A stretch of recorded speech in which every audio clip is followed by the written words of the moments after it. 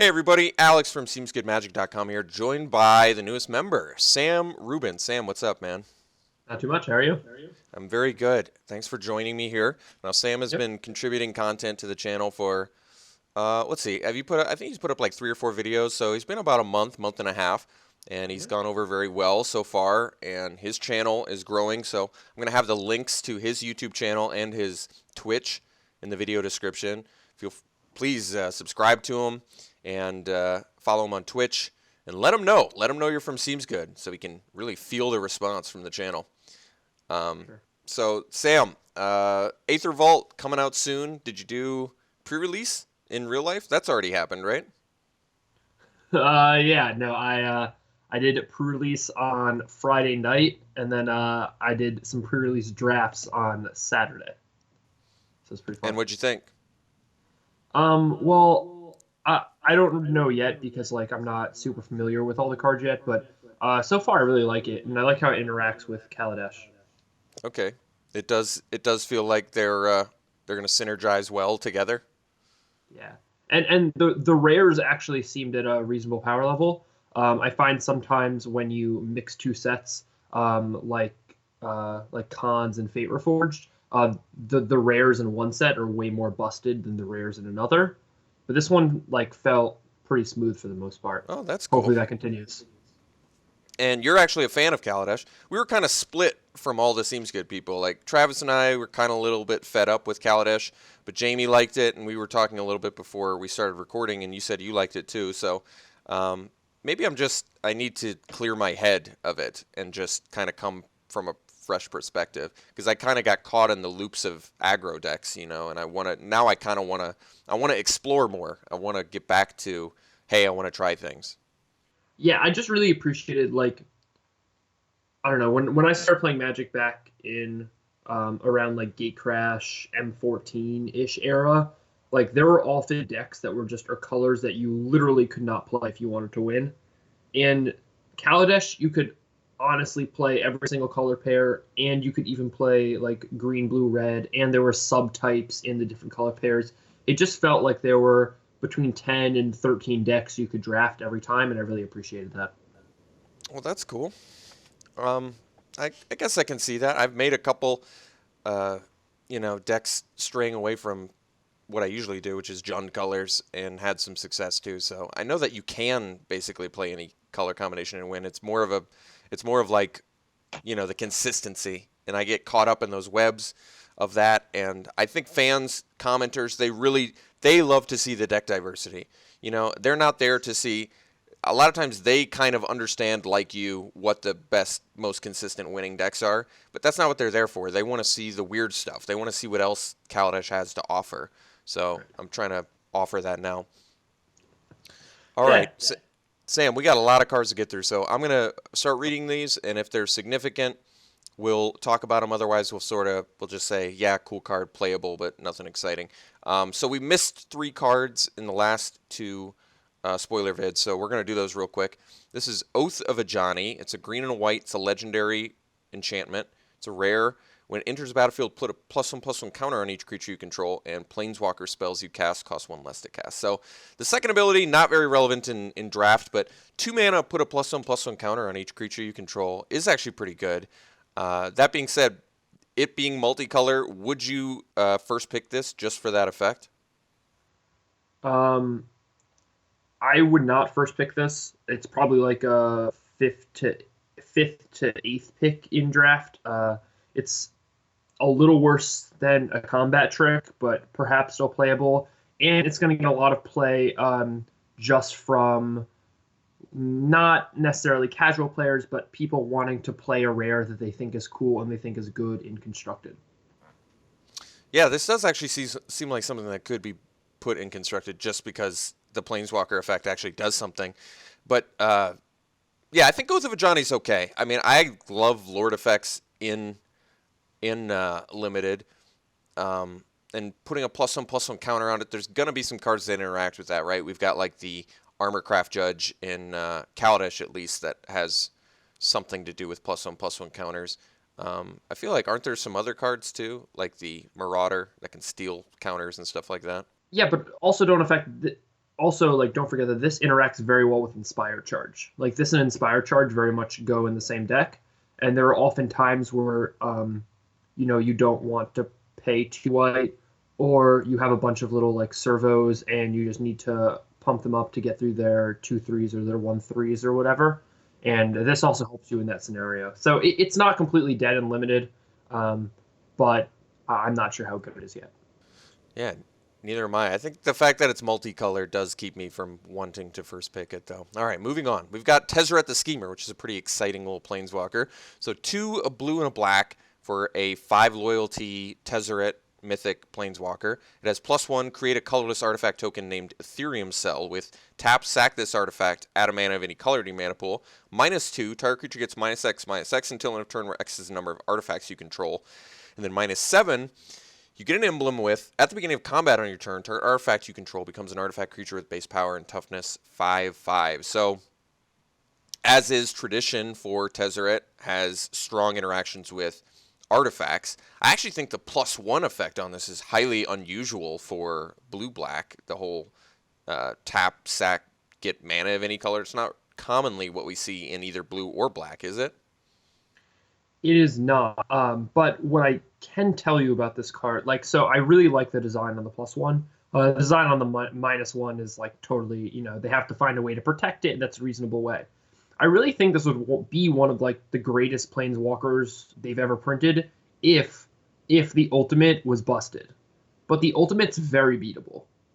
And I think that's kind of how they reined this guy in, because while the +1 doesn't seem like anything for a blue-black control deck, it ramps you, sure, but it also makes his -2 stronger the next turn. So it's not just that he's ramping you from 4 to 6, but he's also giving himself a bigger boost on that +X/-X ability. So it's a lot of card advantage that a control deck really, really wants. And also his ultimate's only 2 turns away. That being said, I don't think his ultimate's as good as you would want an ultimate to be. Yeah, it's funny. That emblem effect was on a previous Tezzeret as, like, I believe just the minus ability of Tezzeret, right? Not the ultimate. I think the 5/5 turning a thing into a 5/5 artifact creature. So I like this card. Like I said, it's pretty unusual to see this sack an artifact, add a mana of any color to your mana pool. But 4 mana for potentially 6 loyalty after you use it the first turn. That's a big, like, way to sponge up some damage. And I guess it doesn't take too long to get to the ultimate. 3 turns total if it goes, if you can guard it, you can just start spitting out 5/5s. Well, Or at yeah, least turning your dudes into 5/5s. well, the big thing with this card in Constructed is that people were having to play cards like Confirmed Suspicions and counterspells like that just to fill in that 5-drop slot. And most of the time on turn 5, people are either playing Glimmer of Genius or they're playing 1 counterspell and that's it. But this gives you a way to totally skip turn 5 and just get right to Torrential Gearhulk, right? So you can play Anticipate, Void Shatter, Tezzeret, Torrential Gearhulk, and that just totally changes the game. Well, that's cool. That control would even, be able to utilize ramp. So that'll be interesting, especially, yeah, if it does break through to Constructed. Okay, next we have Quicksmith Spy. 3 and a blue, 2/3 human artificer rare. When it enters battlefield, target artifact you control gains tap, draw a card for as long as you control Quicksmith Spy. So effects like this in Limited are always super strong. If they don't immediately deal with Quicksmith Spy or the artifact that you've put it on, the amount of card advantage you start wielding, after like just a few turns can be so crippling. So I think this is going to be a limited bomb and certainly worthy of first picking. Absolutely. I think it's even better than Padim from Kaladesh. Yeah. Same kind of design, but even better. The one issue with this card that's different from Padim is that this is a little easier to kill, having only 3 toughness. So really be careful with it in combat. But that being said, actually, no, you don't have to be careful with it in combat, right? Because the artifact has that ability for the rest of the game. All right. No, so now, it's for as long as you control Quicksmith Spy. So it will go away if the spy dies. oh, okay. Yeah. So yeah, be careful with it in combat, especially with things like impeccable timing and whatnot. Yes, but I like this card. This is going to be great in Limited. Sure. Okay, I'm going to do one quick correction here.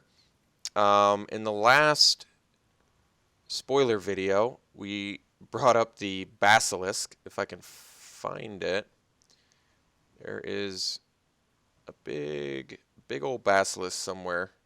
Hmm. Well, the 7 drop 7/7. There it is, Aetherwind Basker. So it's 4 and 3 green for a 7/7 trample Mythic Lizard. We actually said, we were like, this card's insane, and we actually said it was weaker than it was. So it's actually, it enters battlefield or attacks. You get an energy for each creature you control, not just it. So, yes, this card is going to crush very, very hard.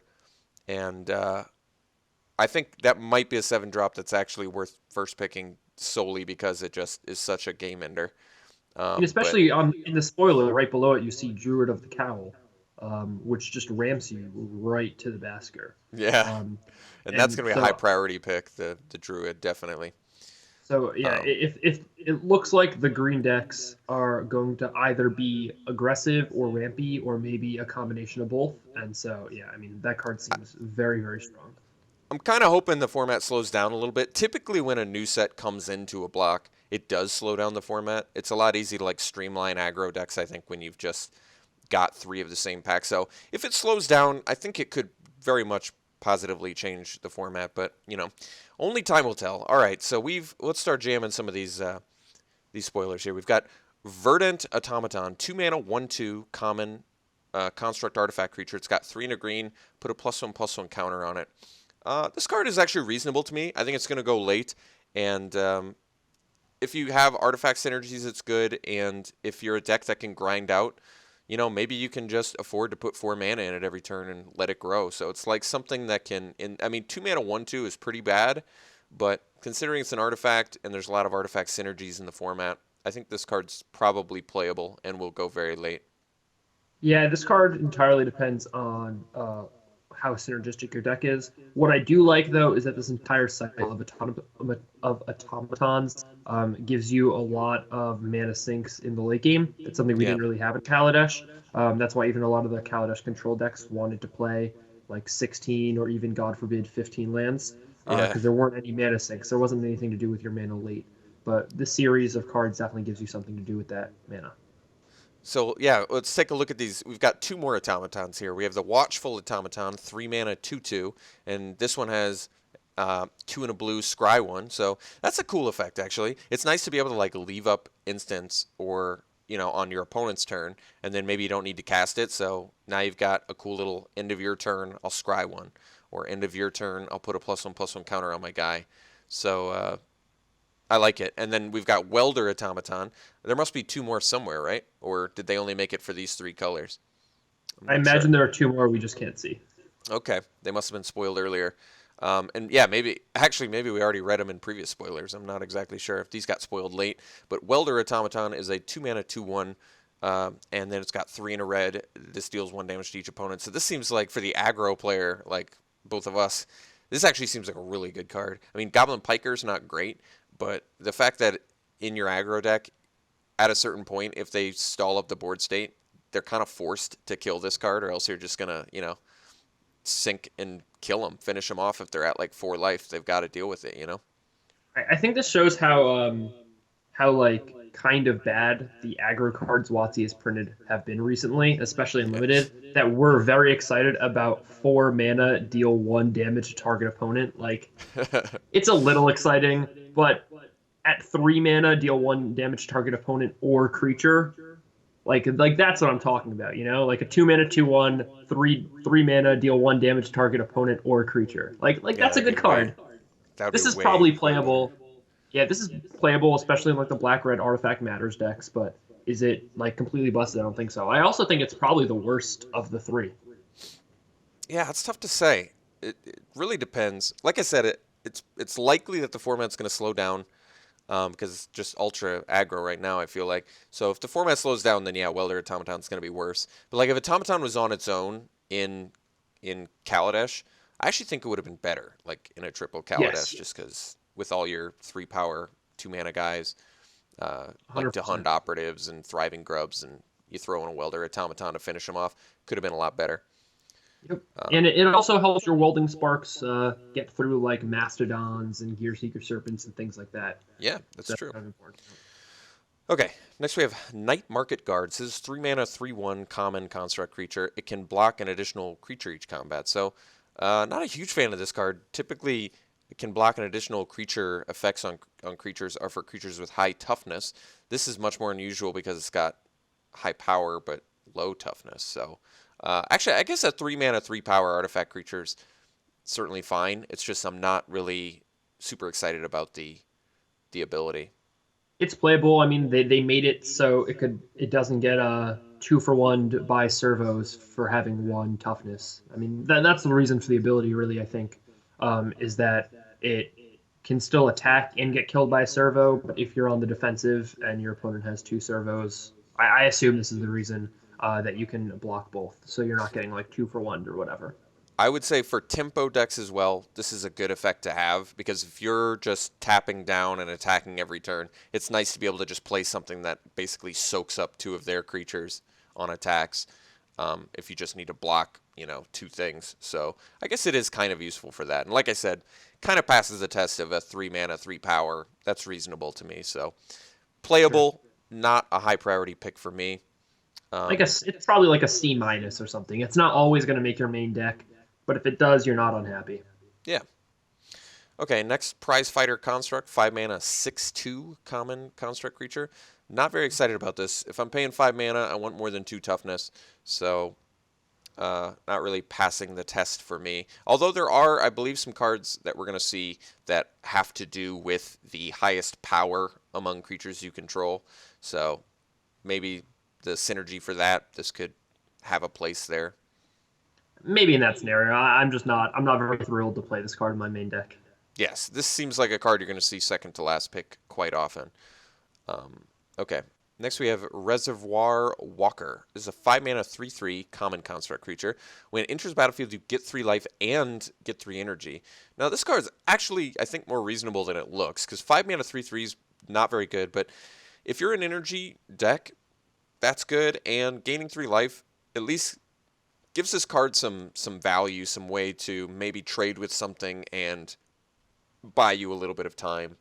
So this seems like another card that'll go late, and you could potentially play it if you're a pretty energy-heavy deck. I wouldn't mind playing this. No, this is definitely playable. I mean, think about it this way: if this had flying on top of it, it'd be a first or second pick probably. Yeah, So without flying, is it a first or second pick? No, but is it a pick like sixth through ninth? That's going to make your main deck when you don't have other 5 drops. Like, yeah, it's fine. I think it could too. I think the gain 3 life aspect of it, even if you're not an energy deck, just getting a 5 mana 3/3 gain 3 in for colorless is actually not that terrible. I think it's okay. 100% agree. Um, okay, so Servo Schematic is next. 2 mana, uncommon artifact. When it enters battlefield or is put into a graveyard from the battlefield, create a 1/1 colorless Servo artifact creature token. So this is an interesting card because it enters and you get your 1/1 Servo, which is good, but then it doesn't actually have a way to put itself into the graveyard from the battlefield. So this is a cool card because it really requires other cards to get full value from it. But Right. Yeah. I was just gonna say it's good with improvise and it's potentially good with revolt as well. So it's good with both. Right. It's a little weird that this is an uncommon and the Cogworkers Puzzlenaut and Kaladesh was a common. But Yeah. I think what that means is that they basically wanted to print this card because they thought it was cool and they thought it fit in well with all the mechanics, but they don't expect it to be very playable, and I don't expect it to be very playable. Yeah, because I mean, if you don't build around it at all, it's 2 mana for a 1/1 servo creature, so that's not very good. But yeah, if you have some sort of sack out, well, it's kind of cool with improvise, I guess. Paying 2 mana and getting 2 ways to basically ramp your. It's 2 less mana on all your improvised cards just for 2 mana, which is not bad. But yeah, the fact it's cool to me to see this effect where it really requires something else to get the full value from it. I'm always kind of interested in those cards because they're unique. Yes, but Um, I don't think you should necessarily be first picking this one. I would oh yeah, proceed with that's caution. true. I don't know where you're gonna pick schematic. I got to read more. I got to see all of the different cards that actually can let you sacrifice it and get an effect from that. So I have to see more. Um, Daredevil Dragster is the next card. This is the first vehicle we've run into today. This is a 3 mana 4/4 uncommon vehicle. At end of combat, if Daredevil Dragster attacked or blocked this combat, put a velocity counter on it. Then if it has 2 or more velocity counters on it, sacrifice it and draw 2 cards. Okay, that's actually reasonable to me. I don't know how I feel about this card. It's cool because Crew 2 is kind of like as high as you want to go and still feel confident that you're going to be able to crew it fairly often. It's only 3 mana, so on turn 4 you could potentially attack with a 4/4 and whatever else you have. And then at end of combat, so you still get 3 attacks out of it before you have to sacrifice it.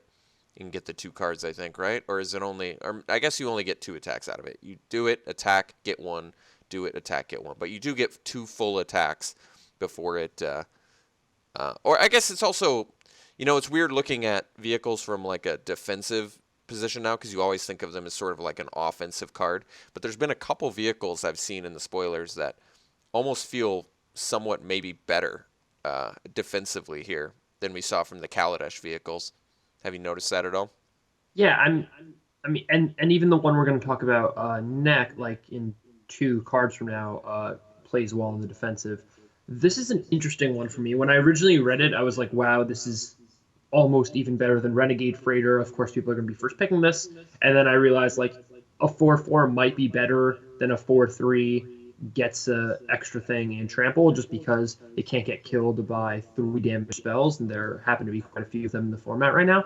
Yeah. Um, but the fact that you have to sacrifice it is both a positive and negative. Like, I'm not going to cry about getting 2 cards for my 1 and like either blocking a creature or getting in for damage, but it does put a little bit of a hamper on the, on the card. There are situations where you're going to prefer you have a 4/4 and not 2 extra cards, so that's a good point. But yeah, I think because this card is colorless, and from what I've found from Kaladesh, vehicles are quite good. So yes, I do expect Dragster to be a fairly high on the pick order card, and it probably plays pretty well. Actually, I expect it to play pretty well. If Yeah, any first of the week into other the format, I would not be afraid to first pick this. So, Yeah, I think that's actually reasonable. We'll find out how good it is, but just from what I've read and how it looks, I think it's going to be pretty good. Next, we have Filigree Crawler, 4 mana, 2/2, common insect creature, and when it dies, create a 1/1 colorless Thopter artifact creature token with flying. Not very excited about this 4 mana, 2/2, but the die effect is good. It's nice to have something die and give you an evasive creature, and it's an artifact, so I think this is going to be playable, but it's going to be very low on the priority for me, just because it's very easy to get bogged down with 4/5s in limited, and I just think it's probably much easier to find a better 4-drop than this, wouldn't you say? it seems like a 23rd or 22nd card that you're okay to play, but you're not super happy about. Yes. So always have to be looking at 4 and 5 drops through kind of a special lens for limited purposes, just because you don't want a million 4 and 5 drops in your deck, because then your deck is way too clunky. So you really want to make sure that your 4 and 5s are quite powerful and game changing, and Filigree Crawler does not pass that test. It's not. So next is Iron Tread Crusher. 4 mana, 6/6 vehicle, and it crews for 3. So pretty vanilla in terms of vehicles that we've seen. I'm not particularly excited by this one. Like I said, Crew 3 is just really the difference between Crew 2 and Crew 3 is much more vast than it appears to be, wouldn't you say? Well, I would say it's a big difference. However, we played the Crew 3 5/5 for 3 mana in The Kaladesh. Ballista Charger, right? No, not the Ballista Charger. It was a 3 mana 5/5. It made it tap to make a mana. The Caravan. Oh, wait, no, Caravan. isn't that 4 mana? The Bomat Bazaar Barge, is that what it is? Well, yeah, that's a 4 mana 5/5 that draws a card. But there's also the Cultivator's Caravan, which is a 3 mana 5/5 Crew 3. Oh, But okay. anyways, both Bomat Bazaar Barge and Cultivator's Caravan are Crew 3 and 5/5s. But they both have abilities, and this is a 6/6 Crew 3, but it has no ability.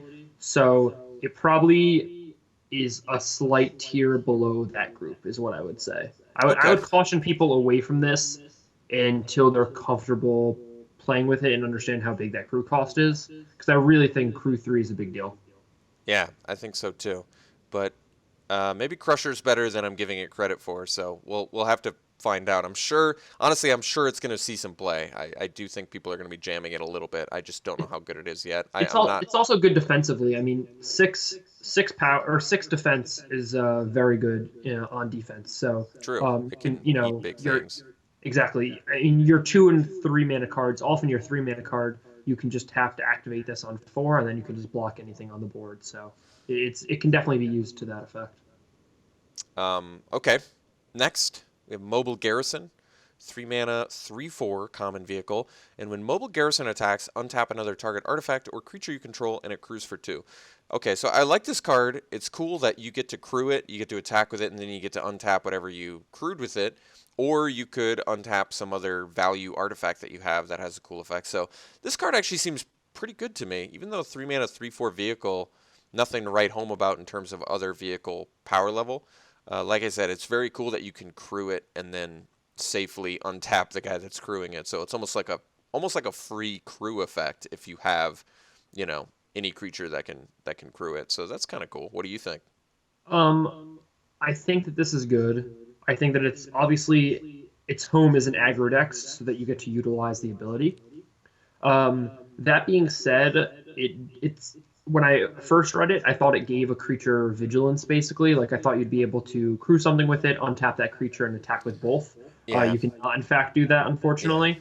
So that's true. you still have to basically waste, I would say, a creature to crew this. But it does give something in combat vigilance, or you can untap the creature that crewed this in order to block. So um, the ability is definitely useful, especially in like aggro, racy, grindy matchups. When you're just like trying to get in for a few last points of damage, but you need to prevent your opponent from doing so. So it's definitely good there. Probably like a third through sixth pick seems totally reasonable. It's a 3/4, so it can play defense. It's not like it can't. hmm Seems fine. I like it. I'm a fan. I'm definitely going to be playing some Mobile Garrison, so we'll see how good it is. Next is Augmenting Automaton. Here we go. So this is part of that Automaton cycle. 1 mana, 1/1 common construct.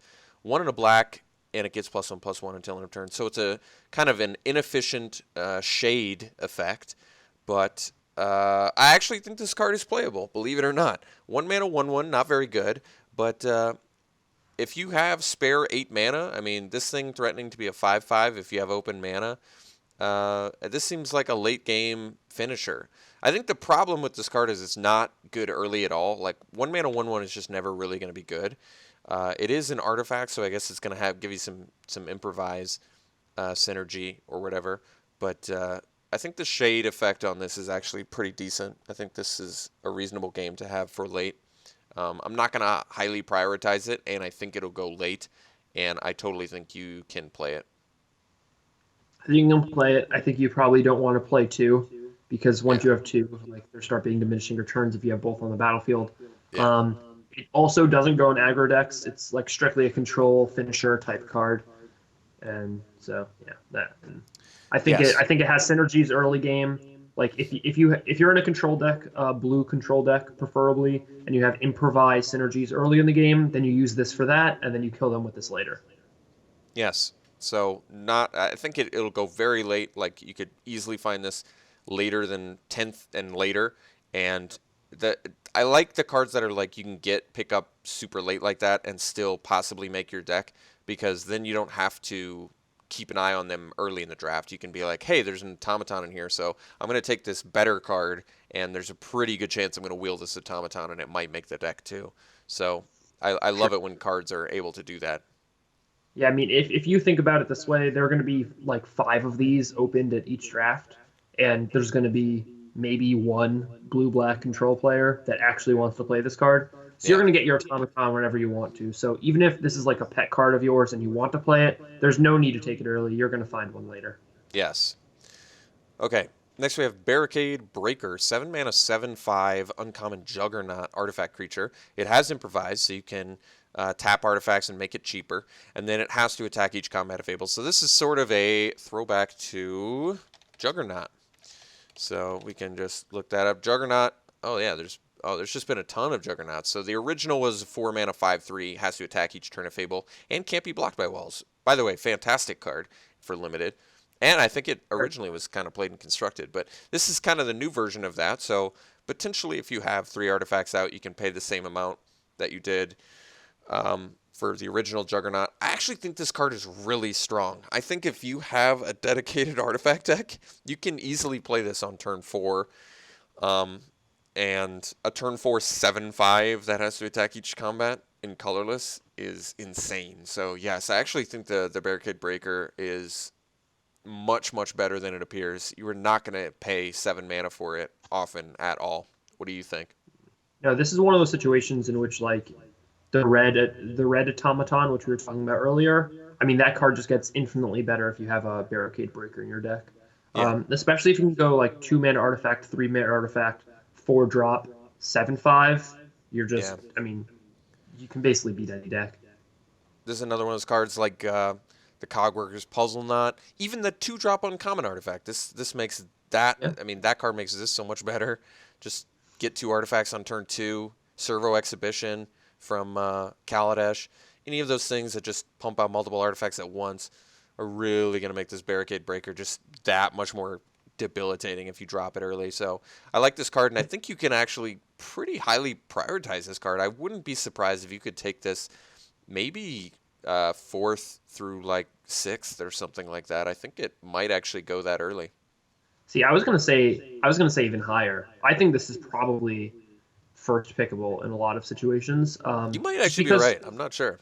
just because what I've seen of this format, there are common in like the sense that they are a common card ways to make 2 artifacts at either 2 or 3 mana.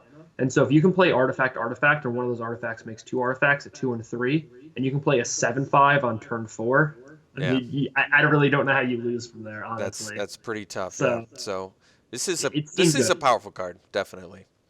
And this is going to be a high priority pick, I think. So don't be fooled by the 7 mana cost. I think that's an illusion. All right, next is Consulate Turret.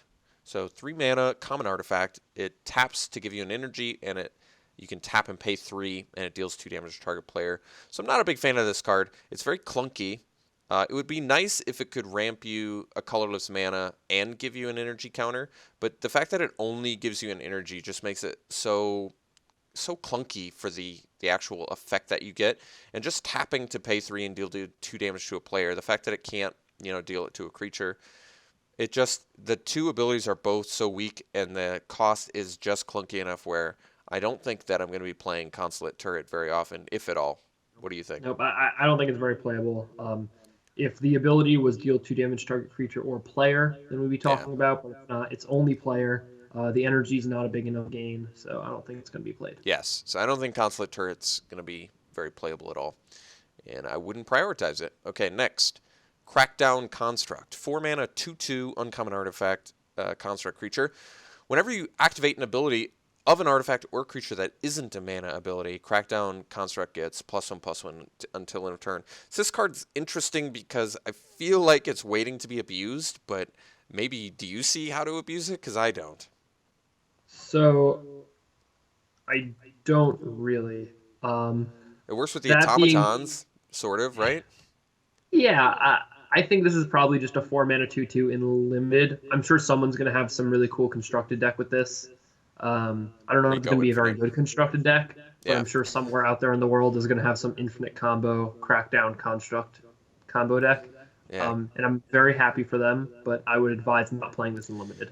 I agree. I think there's just not enough benefit for the cost on this one. So, okay, next is Prey Upon. So this is a reprint, so we don't have to dwell on it too much. But Prey Upon has always been a fantastic card in limited, so it's going to be good to see it back. But Prey Upon is 1 green sorcery, common.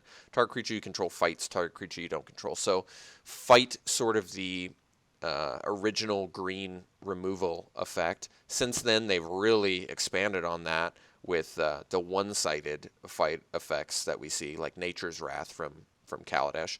But yes, Prey Upon is a great card, and I absolutely think it's going to see a lot of play. And it's a high priority pick because, like I said, green doesn't get access to very good removal, and Prey Upon is pretty premium for that reason. Yep, this is definitely a premium common. Like you definitely want these in your deck, and you're definitely going to be happy to take prey upon picks like third through seven or whatever. Yes, because they are actually fight and not the one-sided fight, you do have to be much more conscious about the creatures in your deck. So you have to be really looking out for 2/3 sort of minimums. Like cards that are 2/2s are really not what you want to use Prey Upon with. 2/3 is kind of like the minimum that you want with Prey Upon. Okay, next we have Ridge Scale Tusker. So this is 3 and 2 green for a 5/5 uncommon beast creature. And when it enters the battlefield, you put a +1/+1 counter on each other creature you control. What? Oh my god. No, Yeah, this card this is card busted. is this card is ridiculous. This seems like an easy first pick actually. I anticipate It, winning a lot of games and losing a lot of games against this card. It's a very powerful effect. it's almost like they tried to make Arborback Stomper better. Yeah, It's no almost kidding. what this is Actually, like, which to be one do you like honest. more? Oh, this is obviously better, right? You think so? But Stomper's got trample, and sometimes you just need to gain 5 life so you don't die. That's fair, but I think not only is this a 5/5 instead of a 5/4, it doesn't have trample, I understand, but the ability to like, I don't know, the way I read this card is like a 5 mana 5/5, distribute 3 +1/+1 counters among creatures you control. Like that's kind of how Yeah, I read the card, and I think that's way better than a 5/4 gain 5. But that's true. um, It's almost like Verdurous Gearhulk level when you put it that way. It's like just get a ton of counters. I mean, potentially even better, higher impact than Verdurous Gearhulk if you have like a ton of servos and Thopters. Yeah, the fact that this is like in a set that has a bunch of like 1/1, a token laden set. I absolutely think this card is easily first pickable, and almost assuredly will be first pickable over your rare a lot of the time, I would say. it seems insane. Yeah. Next is Scrounging Bandar. I got to read this card earlier. I really like this card a lot. So this is 1 and a green for a 0/0 cat monkey creature, which is a great creature type. It's a common. It enters the battlefield with 2 +1/+1 counters on it, and then at the beginning of your upkeep, you can move any number of +1/+1 counters from it onto another target creature. So immediately, I think of the cool sort of revolt synergy. It also works well with any sort of effect that you can bounce creatures with. It's cool if you can play this, move a counter out in your turn, maybe bounce it back to your hand, replay it, start abusing it that way. But at worst, it's a grizzly bear, and at best, it's turning on your revolt cards and buffing something on turn 3 or 4 and letting you beat down with like a 4/4 and possibly giving you revolt effect. So I actually like this card. Yeah, now that they're not doing core sets anymore, I don't think they're going to be able to print regular grizzly bears. They need to print something a little more powerful. This is Yeah, definitely in a little more powerful, but not too powerful direction. yeah. It's not as premium as like say Kudra Seed Sculptor is probably. That being said, it's probably just as playable, and you're probably going to be happy to play between 1 and 2.5 of them in most of your green draft decks. Yeah, I agree. I think Scrounging Bandar is gonna impress people. I think it's gonna be playing better than it looks. We'll see though. Okay, next is Unbridled Growth. So we've got 1 green common aura in Enchant a Land, and then Enchanted Land has tap add 1 mana of any color to your mana pool, and you can sack it and draw a card. I like this card. So it fixes for you for 1 mana.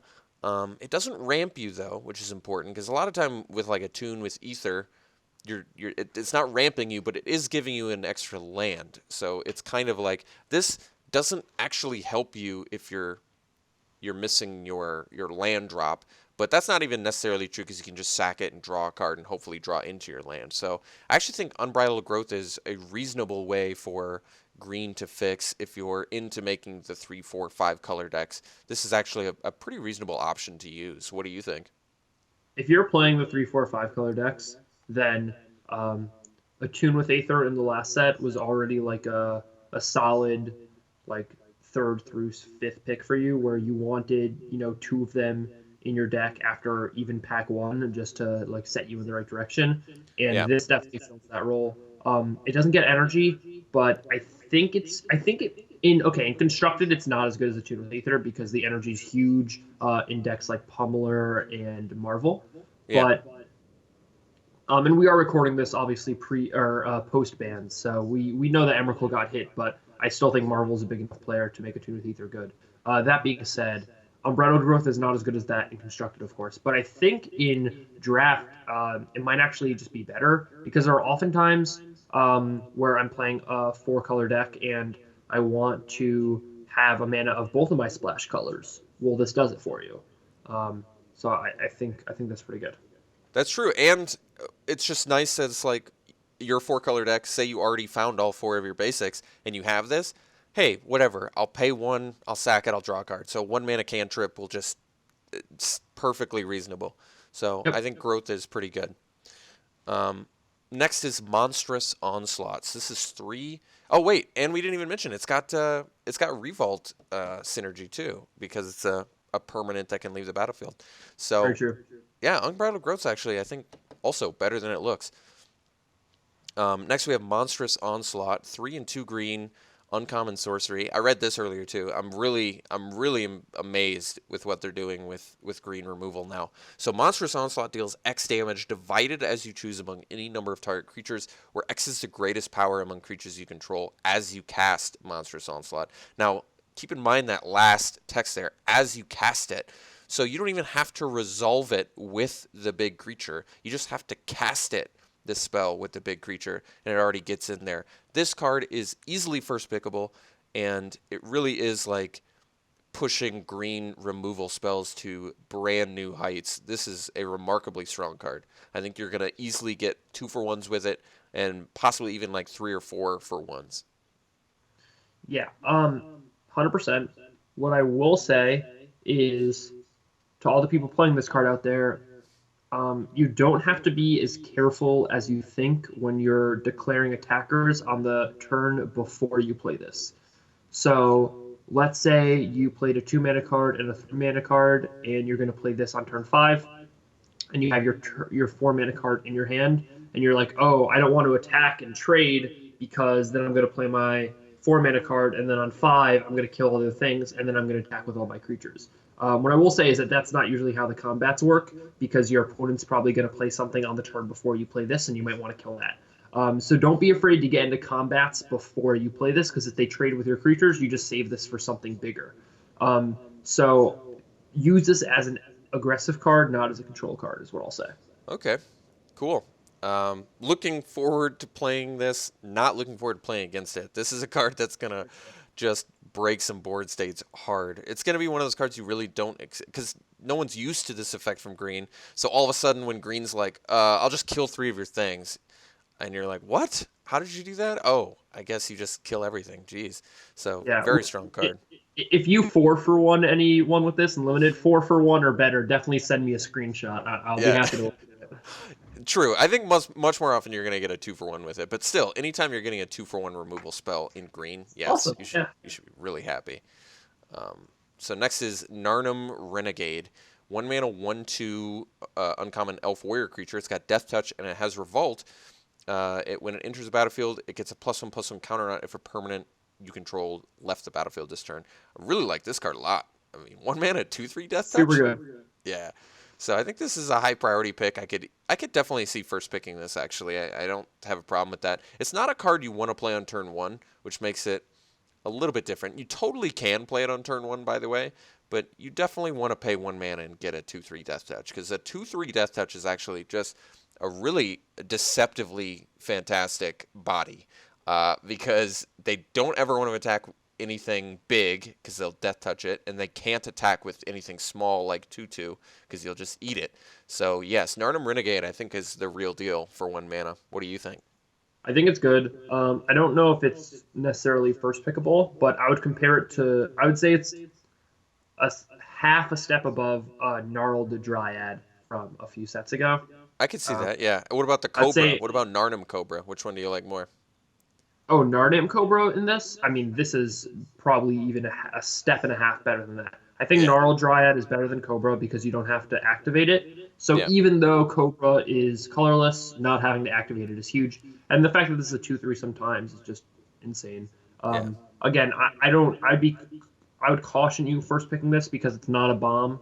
Yeah. And you always want to first pick bombs, but it's definitely fine. You're going to play it in every deck. You're going to play multiple copies of it. Yeah. It's good. If you're in green, you're playing Narnum Renegade. Yeah. Okay. Next, we have Natural Absolescence. So this is 1 in a green, common instant, put target artifact on the bottom of its owner's library. So this is basically, destroy an artifact. Um, we've got Appetite for the Unnatural, highly main deckable, easily main deckable a lot of the time. What do you think's better, Natural Obsolescence or Appetite? Would you rather pay the extra mana to gain the 2 life? I guess it also deals with enchantments as well. I guess I give the edge to Appetite for the Unnatural. It's more versatile. Yeah, when you sorry, I said no when you were just asking the question, would I pay 1 mana for 2 life? Probably not. But I agree that Appetite for the Natural gets things like Revoke Privileges and Malfunction, which are huge. If artifacts are as big of a theme in the set as I think they're going to be, and now keep in mind that for the first few weeks of the format, things don't shake out all the time. People are Yeah. trying to play around with the big keywords and the splashy rares. People haven't really zoned in on the best strategies yet. So we're not going to know how good this card is for a few weeks, I think. Yeah. And then by then, you might already be sick of limited, so who knows. But I think this card has some potential, but definitely not a main deck staple. Yeah, and I think it'll actually go late, so it's going to be a nice card to just pull out of the sideboard. You might even get like a couple of copies that you can pull out of your sideboard. So there's going to be certain matches where you're really happy that you have Natural Obsolescence. Okay, next we have Pima Aether Seer. So this is 3 in a green, 3/2 uncommon elf druid creature. When enters the battlefield, you get an amount of energy equal to the greatest power among creatures you control, and then you can pay 3 energy and make it so a creature blocks this turn if able. Now, keep in mind it's not target creature blocks this creature this turn if able. It's just a creature has to block. But I actually like the effect on this. 4 mana 3/2 is not very good, but just being able to play this and at least get 3 energy, right? Because it can get it from its own power, and potentially more after that. I think this effect is actually good, and I think the target creature blocks this turn is actually a relevant ability too. So I think for any sort of dedicated energy deck, even if you're not dedicated energy, I think just being able to play this and make something able to block might actually be good enough where outside of dedicated energy, this could still be playable just for that effect, especially since you can use it right away. You get to play it if they're not expecting it. Okay, I'm just going to make your dude that I need to kill have to block my big guy and attack with it. Yeah, I mean, imagine if your opponent plays like a Cogworker's Puzzlenaut on turn 1 and like a Filgary Familiar. I'm just using Kaladesh terms so people can like understand it a little better. A Yeah. Filgary Familiar on turn 2 or on turn 3, and you're on the play and you play Renegade Freighter, Pima Aether Seer, tap it, use the energy, kill their entire board, do 1 damage, trample, and then pass the turn. That's just absurd. Yeah. I mean, you're not killing their entire. You're only killing their entire board if they block with everything. But you see what I'm saying? Is Yes, in you a get lot to of eat a creature situations, with it. It's nice.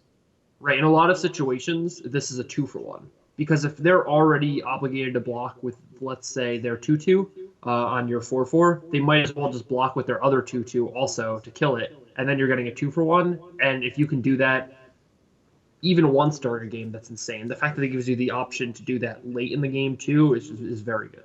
So I actually, for that reason alone, I think this is a much higher priority pick than it appears on the surface. Because 4 mana 3/2, like I said, nothing to write home about. But I think this is probably like easily second or third pick. I think it could actually go that high, oddly enough, just because I think the effect is that good. And of course, if you're in an energy heavy deck, I think the value just gets just like steamrolls on this thing, right? Snowballs when you're like Very able to just pump 3 mana. Okay, now I'm going to kill that guy. Now block with this guy. It's very, very good and versatile. Also, for like the first week of the format, you're going to be able to break Magic Online with this card. So if you're ever playing on Magic Online, you can probably, I assume they're not going to do this correctly because they don't always do things correctly. But what I would assume is that if you have like 5 creatures and they have 4 blockers, and you make all of your creatures must be blocked and they don't block, it'll probably crash the website. So don't do that, but maybe do that. God, if you're right, that would be funny. I'm hoping they get the I'm, design right on that one. I guess we'll find out. I'm hoping that I called that one. I'm hoping. All right. Next we have Lifecraft Awakening. This is a green and X uncommon instant. Put X +1/+1 counters on target artifact you control. If it isn't a creature or vehicle, it becomes a 0/0 construct artifact creature. Okay, that's interesting. So if it isn't a creature or vehicle, it becomes so it can turn an artifact at instant speed into a blocker. That's great. It can buff a creature you already have and make it huge. That's great. This card seems fantastic. I mean, granted, it does. It doesn't even require. I mean, it requires that you have either a creature or an artifact, which for this set, that seems pretty simple to me. So I think this card could actually. I think this card could actually easily be a first pickable card, believe it or not. Just being able to get like an X spell instant speed blocker like that seems like you can do some devastating stuff. I have to say, green was definitely the best color in Kaladesh, and green seems like maybe the best color again in Aether Revolt. Yeah, I This agree. card, This seems like a easily first pickable card, definitely. yep. I like it. Lifecraft Awakening's got seal of approval from me. Instant speed, instant speed blockers that are There's like not even anything I can say about it. This card doesn't seem very fair. Like they no, it leave back their doesn't. prophetic prism and 5 mana, and you're like, well, they either have a 5 mana kill spell, or I'm gonna get completely wiped out, and then they're gonna attack with it next turn. Yeah, Like kill your biggest it's guy. Now I'm smashing with a huge dude that I just made. Yeah, this card is ridiculous. It's a yeah, real swingy card, I think. for Um, sure.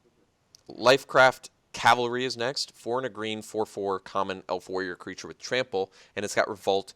It enters with 2+1/+1 counters if a permanent left the battlefield. This card is also very good. Paying 5 mana for a 6/6 trample, if you can get the revolt effect, is great. Paying 5 mana for a 4/4 trample, not so exciting. But the fact that this is at common just seems like you can easily slip it into a deck as like, a 22nd, 23rd card, as you say, and be fine Yeah. with it. I think it's even a little better than that. I think it's taking the place of Riparian Tiger in Kaladesh. I can Um, see that. and I think against better opponents, like higher quality opponents, say you are reading, or say you're watching this spoiler video and you're playing in a PTQ or a PPTQ or an RPTQ or whatever they're called. You're playing in one of those in the next few months, and this is going to be your set. Keep in mind that there are a lot of mind games that are going to be played with this card, where when you attack with your 4 mana card or your 3 mana card, your opponent's going to be thinking, wow, can I really beat a 6/6 trample? Do I block here and trade? There are going to be a lot of subtleties in the game revolving around whether you have a 6/6 trample for 5 or not, I think. So Yeah, I I would could keep see that in that. mind. And if you have just any way to comfortably get Revolt, I think Revolt's really not that difficult to trigger either. I mean, if you're having any combat situation where one of your guys are dying, you've already got it. If you have any sort of sacrifice effect, you've got it. So I think, yeah, you're right. You might be right. This might actually just be better than Riparian Tiger because there's no energy requirement. It's one green rather than double green. So yeah, it could be. It totally could be. Next is Lifecrafter's Gift. This is 3 and a green, uncommon instant. Put a +1/+1 counter on target creature, then put a +1/+1 counter on each creature you control with a +1/+1 counter on it. So at worst, it's 2 +1/+1 counters on a creature. At best, it's like ridiculous. Like maybe just buff your whole team if you have any sort of like a bunch of +1/+1 counter effects. It seems like we've actually seen quite a few already. So usually my 4 mana instants, I kind of want them to be, they have to be pretty game breaking. But I think this one will be actually very playable and will probably go maybe mid to late, like maybe 5th to 8th pick. You could still pick this up pretty easily. Yeah, this isn't completely busted because you can't just like put all your you can't just put all your counters on one creature to make it huge to eat their thing. So it's not a removal spell, which would make this insanely good. But that being said, there's a lot of servo synergies. There's a lot of things like that, and this definitely makes those good. Also, keep in mind that this lets your servos trade up for 2/2s in a lot of scenarios. And so anything where you're like taking your little 0 mana 1/1 and basically getting a full creature's worth of value from it, that's going to make this card good on its own. So definitely agree. Probably don't want to play two in your deck, but are probably happy with one in most situations. Yeah, and I think this will be probably 22nd or 23rd card a lot of the time. It feels like this effect from the past, the 4 mana buff permanent buff spells in green. They don't typically make the final deck, especially in formats where there's just a ton of playables. But I think this card's gonna rock some worlds and surprise some people when they have 4 mana up and they, Definitely. kill your biggest creature and end up with a huge fatty. So I think Lifecrafter's Gift is legit, but you don't have to prioritize it early. Next is Maulfist Revolutionary. 1 and 2 green, uncommon human warrior creature. It's a 3/3 with trample. And when it enters the battlefield or dies, for each kind of counter on target permanent or player, give that permanent or player another counter of that kind. I mean, this card is this card's great. 3 mana 3/3 trample. If it didn't have the other ability, you'd still be like, yeah, this card's pretty good. And then it has like, granted the effect's not like busted or anything, but it does trigger twice, right? Because enter or dies, and it can give energy because it can give a counter. So it can give you energy, or it can buff a creature if they have a +1/+1 counter. So yeah, I think this card is very, very good. And also, this could definitely be a first pickable card too. I don't think you're going to first pick it often. You'll probably pick a removal spell over it if available. But I think this could, if there's nothing better in the pack, you're probably happy to go into green. And paying 3 mana for a 3/3 trample is good. Yeah, I mean, I'm. Let's just say this: I'm glad that I enjoy attacking with my creatures because they just gave us a 5 mana or a 5/5 trample for 3 mana, and like we're not even gonna first pick it, right? So let's just pray to the magic gods that we're in a world where we like to attack with our creatures. Yeah. Um, because and this card's insane. You're entirely right. You're most of the time not first picking it. You're probably first picking it as often as you would first pick like Aerial Responder in Triple Kaladesh. Yeah. You're usually gonna pick either like a rare bomb or a common or uncommon removal spell over. That being said, it's a premium uncommon. It's like probably the best possible 3-drop outside of some absurd busted rare. It's really really good. Like and don't be afraid just to play it on turn 3 sometimes and get in the beats. Like it's totally fine that way. You absolutely do not need the enter the battlefield effect to make this card good. But a lot of times, if you're playing like a turn 2, think about it this way: just like turn 2 Kajar Seed Sculptor, turn 3 Revolutionary, you have a 3/3 trample and a 3/4 on turn 3. Yes, it's very, very, very good. Okay, next is Scrapper Champion. 3 in a red, 2/2 uncommon human artificer creature with double strike, which that's awesome. And when it enters the battlefield, you get 2 energy, and whenever it attacks, you can pay 2 energy and give it a +1/+1 counter. What? This card seems great. So Yeah. you can deal 6 damage on turn 5 if it hits the player. It's an artificer, so it makes the inventor's goggles much, much better. A It 3 trades 4. with all other 4-drops because it trades with 4/4s. Yeah, this card's That's it. great. Yeah, card's very very good. I don't like 4 mana 2/2s, but when they have double strike on them, they're not rares and they have an energy. I mean, the fact that, like, it feeds its own ability, right? But also, if you have other energy cards, if you ever get multiple +1/+1 counters, like if you're attacking on turn 6 with a 4/4 double strike, yes, you're doing it. This card is very strong. So I would say you It's can very good. prioritize the Scrapper Champion pretty early. Yep, it's in the same realm as the card we just discussed right before this. Whereas you're probably not first picking it, but you're very happy to play it second through fourth. Yeah, What I would be careful about is having too many 4-drops in your deck. yeah, So I'm not saying don't play this. I'm saying play this and don't play any other 4-drops in a lot of yeah, situations. This just yeah. seems very very good. Or yeah, if you're gonna top out your aggro deck, this seems like a perfectly reasonable card to top out your aggro deck with and be fairly happy with. I mean, think about it this way: you put like any sort of buff effect on this if it gets through to a player, like even a larger than life, which I know people don't really like. Like larger than life on this guy is just ridiculous. Like, Well, what I was thinking is that a lot of the cards in the set make things like Armorcraft Judge much much better, right? Like oh yeah, Armorcraft Judge and the 3 mana 2/2 uncommon that like gets a counter on it every time you put a counter on something else. Those cards become much better in this format. But yeah, also things like Sage of Shalia's Claim that are a 2 mana make 3 energy hmm, get better for exactly this reason. yes. I mean, So if you're putting a counter on this with your Sage of Shalia's Claim, you're doing good work. yes, Scrapper Champion gets my seal of approval. Very strong card. Okay, next is Wrangle. 1 red, common sorcery. Gain control of target creature with power 4 or less until end of turn. Untap that creature. It gains haste until end of turn. This card is actually deceptively good. Now, unfortunately for this format, because of the tokens and how that's sort of all over the place, I think the active treason effect in this format is not nearly as good. Like, we already had Hijack in Kaladesh, and I have not played against that all that often. I've played against it a few times. It's not like I haven't seen it, but it's pretty seldom do people play it. So I think Wrangle, even though it's a mana cheaper, a colored mana cheaper too, it's only 2 mana for an active treason effect.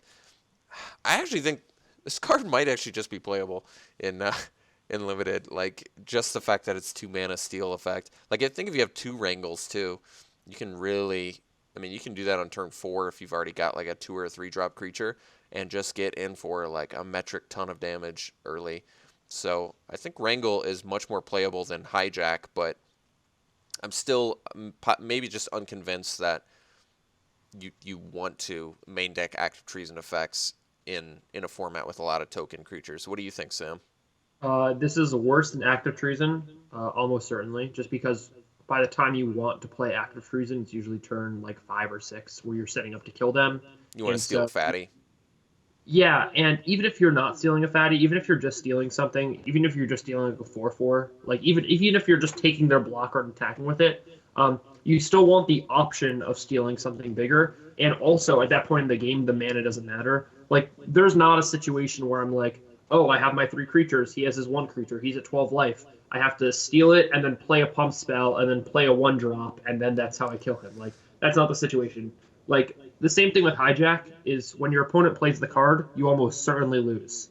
And that's just how active treason effects work in general. And Yeah. so I don't think there's any reason for them to be cheaper. I think that just makes them like making them cheaper and putting a ceiling on them, which is a creature with power 4 or less, makes them worse. Also, Yeah. this means that your opponent can pump their creature in response if there is a pump spell, or they can give it I if guess it's a that's 4/4, true. they can give it +1/+1, +1/+1 counter in response, and it totally dodges your removal or your wrangle. So that's also kind of I'm relevant. interested to see it played. It's. I mean, this is the first time I've seen a 2 mana steal creature effect. So, um, Look, if you get to live the dream where you go 2 drop, 3 drop, and your opponent plays a 3 drop, and then on your turn 4, or your opponent plays like a 3 drop and a 4 drop, and on your turn 4 you steal both their creatures and attack for 1 billion, yeah, like that's that's awesome, ideal. honestly. So, But I have no idea if that's actually yeah, allowed. you're Like, probably right. You're probably right. The cost probably doesn't matter as much as it might appear to, but I definitely think I'm probably going to lose some games against Wrangle. I don't know if I'm going to win any, but I can see myself losing some games against it. So we'll for see. sure. Next is Aether Stream Leopard. 2 and a green, 2/3 common cat creature with trample. A lot of trample green creatures. When it enters the battlefield, you get an energy, and whenever it attacks, you can pay an energy, and it gets +2/+0. This card's great. This card's great. 3 mana, gets to attack as a 4/3 trample on turn 4 at common. A Yes, I'm little gonna worse play. than Thriving Rhino. I would rather take a 3/4 non-trample that can grow Yeah, over a 4/3 trample that can't grow. However, I mean, okay, let's just be honest. This is like the worst green card we've previewed so far, and and it's it's still still great. insane. Yeah. So that's how I feel about it. All I feel is green is, you're right, just looking so bonkers right now. So yes, Aether Stream Leopard.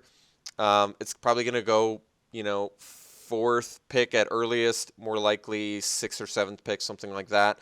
And you're gonna be really happy to play it though. I don't think you're gonna cut it all that often. Like, I don't know why you would cut it all that often if you're in green either. Like, the fact that it can at least attack as a 4/3 once, a 4/3 trample once. And since there's plenty of energy cards in green, I think you're likely to be able to attack with it as a 4/3 often. And like I said, the fact that it's common, like, there's just a lot of very positive uh, aspects of this card. I like it. Um, That it's it's good. It's very good. Okay. Next we have Highspire Infusion. 1 and a green, common instant. Target creature gets +3/+3 until end of turn, and you get 2 energy. This card's great. This card's great. I mean, you're paying 1 more than Giant Growth, but you're getting that's what I was energy out saying. of it. Is So, there a reason they couldn't have just printed Giant Growth? Did they like want to fancify it by adding energy, yeah, or like would they Giant just Growth want have the just been too synergy. good? I don't All know. Do you right, think Giant fine. Growth does still feel great? Like, all the old formats that still have Giant Growth, I'm still prioritizing it very highly, and I'm always happy to play it. Like, I think Giant Growth is worse than like Blossoming Defense from Kaladesh, but I think it's actually closer. It's actually very close. And Blossoming Defense is just a fantastic card from Right. Kaladesh. I've had great experiences with that. Well, So this I is think it's definitely worse than both Giant Growth and Blossoming Defense. that's true. Yeah. That being said, you probably still play one. It's in that like Subtle Strike, Rush of Vitality, and then like built to last range where if you probably want to play two combat tricks in most of your green decks, like two mana or lower combat tricks, and this fills one of those slots for sure. So So yeah, I think High you're Spire gonna get it Infusion is late and you're actually gonna play it. yeah, Or what was I saying? it's good. You're gonna play it. I like it.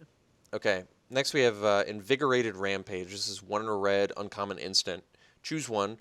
Target creature gets +4/+0 and gains trample until end of turn, or two target creatures each get +2/+0 and gain trample until end of turn.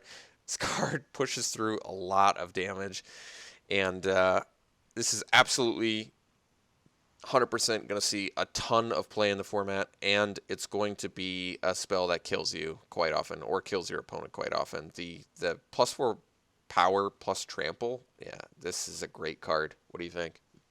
So card's great, fills the role of a combat trick in limited very, very well. What I have to say about this card is in constructed, because I've been helping some friends brew for the PT, and I'm not giving anything away, don't worry. But well, they should be worried, I guess. I don't really care. But this card is insane, and I'm going to tell you what I think it does for constructed. I think it makes it so electrostatic pummeler decks don't have to play pummeler, but become better. And what I mean by that is the only way to like outrace Marvel or outrace Sahili combo was to be on the play your pummeler, and play your larger than life, and make it a 20/20 trample and kill them on turn 4 on your turn Yeah. 4. But this makes it so that you can play a one drop like Kessig Prowler that was much forgotten, or Bomat Courier. Yeah. You can play your two drop. You can play your two drop and your one drop on turn 3, and then you can like Incendiary Flow their face and kill them with this card. So this just gives you so much reach. I mean, there are situations where on turn 4, this is doing like 8 damage of trample or something. I mean, it's absurd the situations you can get yourself into here. And like, all that being said, it's bad against control. So like your best matchup as an aggro deck, as a green-red aggro deck, your best matchup is control. Your worst matchup is like mid-range Aetherworks Marvel, right? And Yeah. this is fantastic in your worst matchup, and like kind of bad but not game-breaking in your worst match, Already or in good your best match. matchup. Yeah. Right. So it like a lot of the aggro cards I feel like they're printing these days, and in general, just because that's how like it works, are like great in your control match up, which is your best matchup, and not as good in your mediocre matchup. But this shores up a lot of your mediocre matches. I wouldn't be surprised if your Marvel matchup goes from like 30% to 45%. Like I think this card makes a big difference in those matchups. So that's Cool. what I have to say about it. Yeah, I'm excited to see it played as well. I want to look up Fists of the Anvil real quick, because this is a card that I can't remember if Fists of the Anvil gives. It doesn't even give trample. Wow. Okay. Yeah. This card is really, really good. So, Rampage is going to kill a lot of people at instant speed, +4 Yeah. +4 power trample, or yeah, dividing the trample too. The fact that you have that option. This card is. Yeah. I guess how early are we picking in draft? How early? Oh, this isn't a bomb, so I would be careful with this in draft.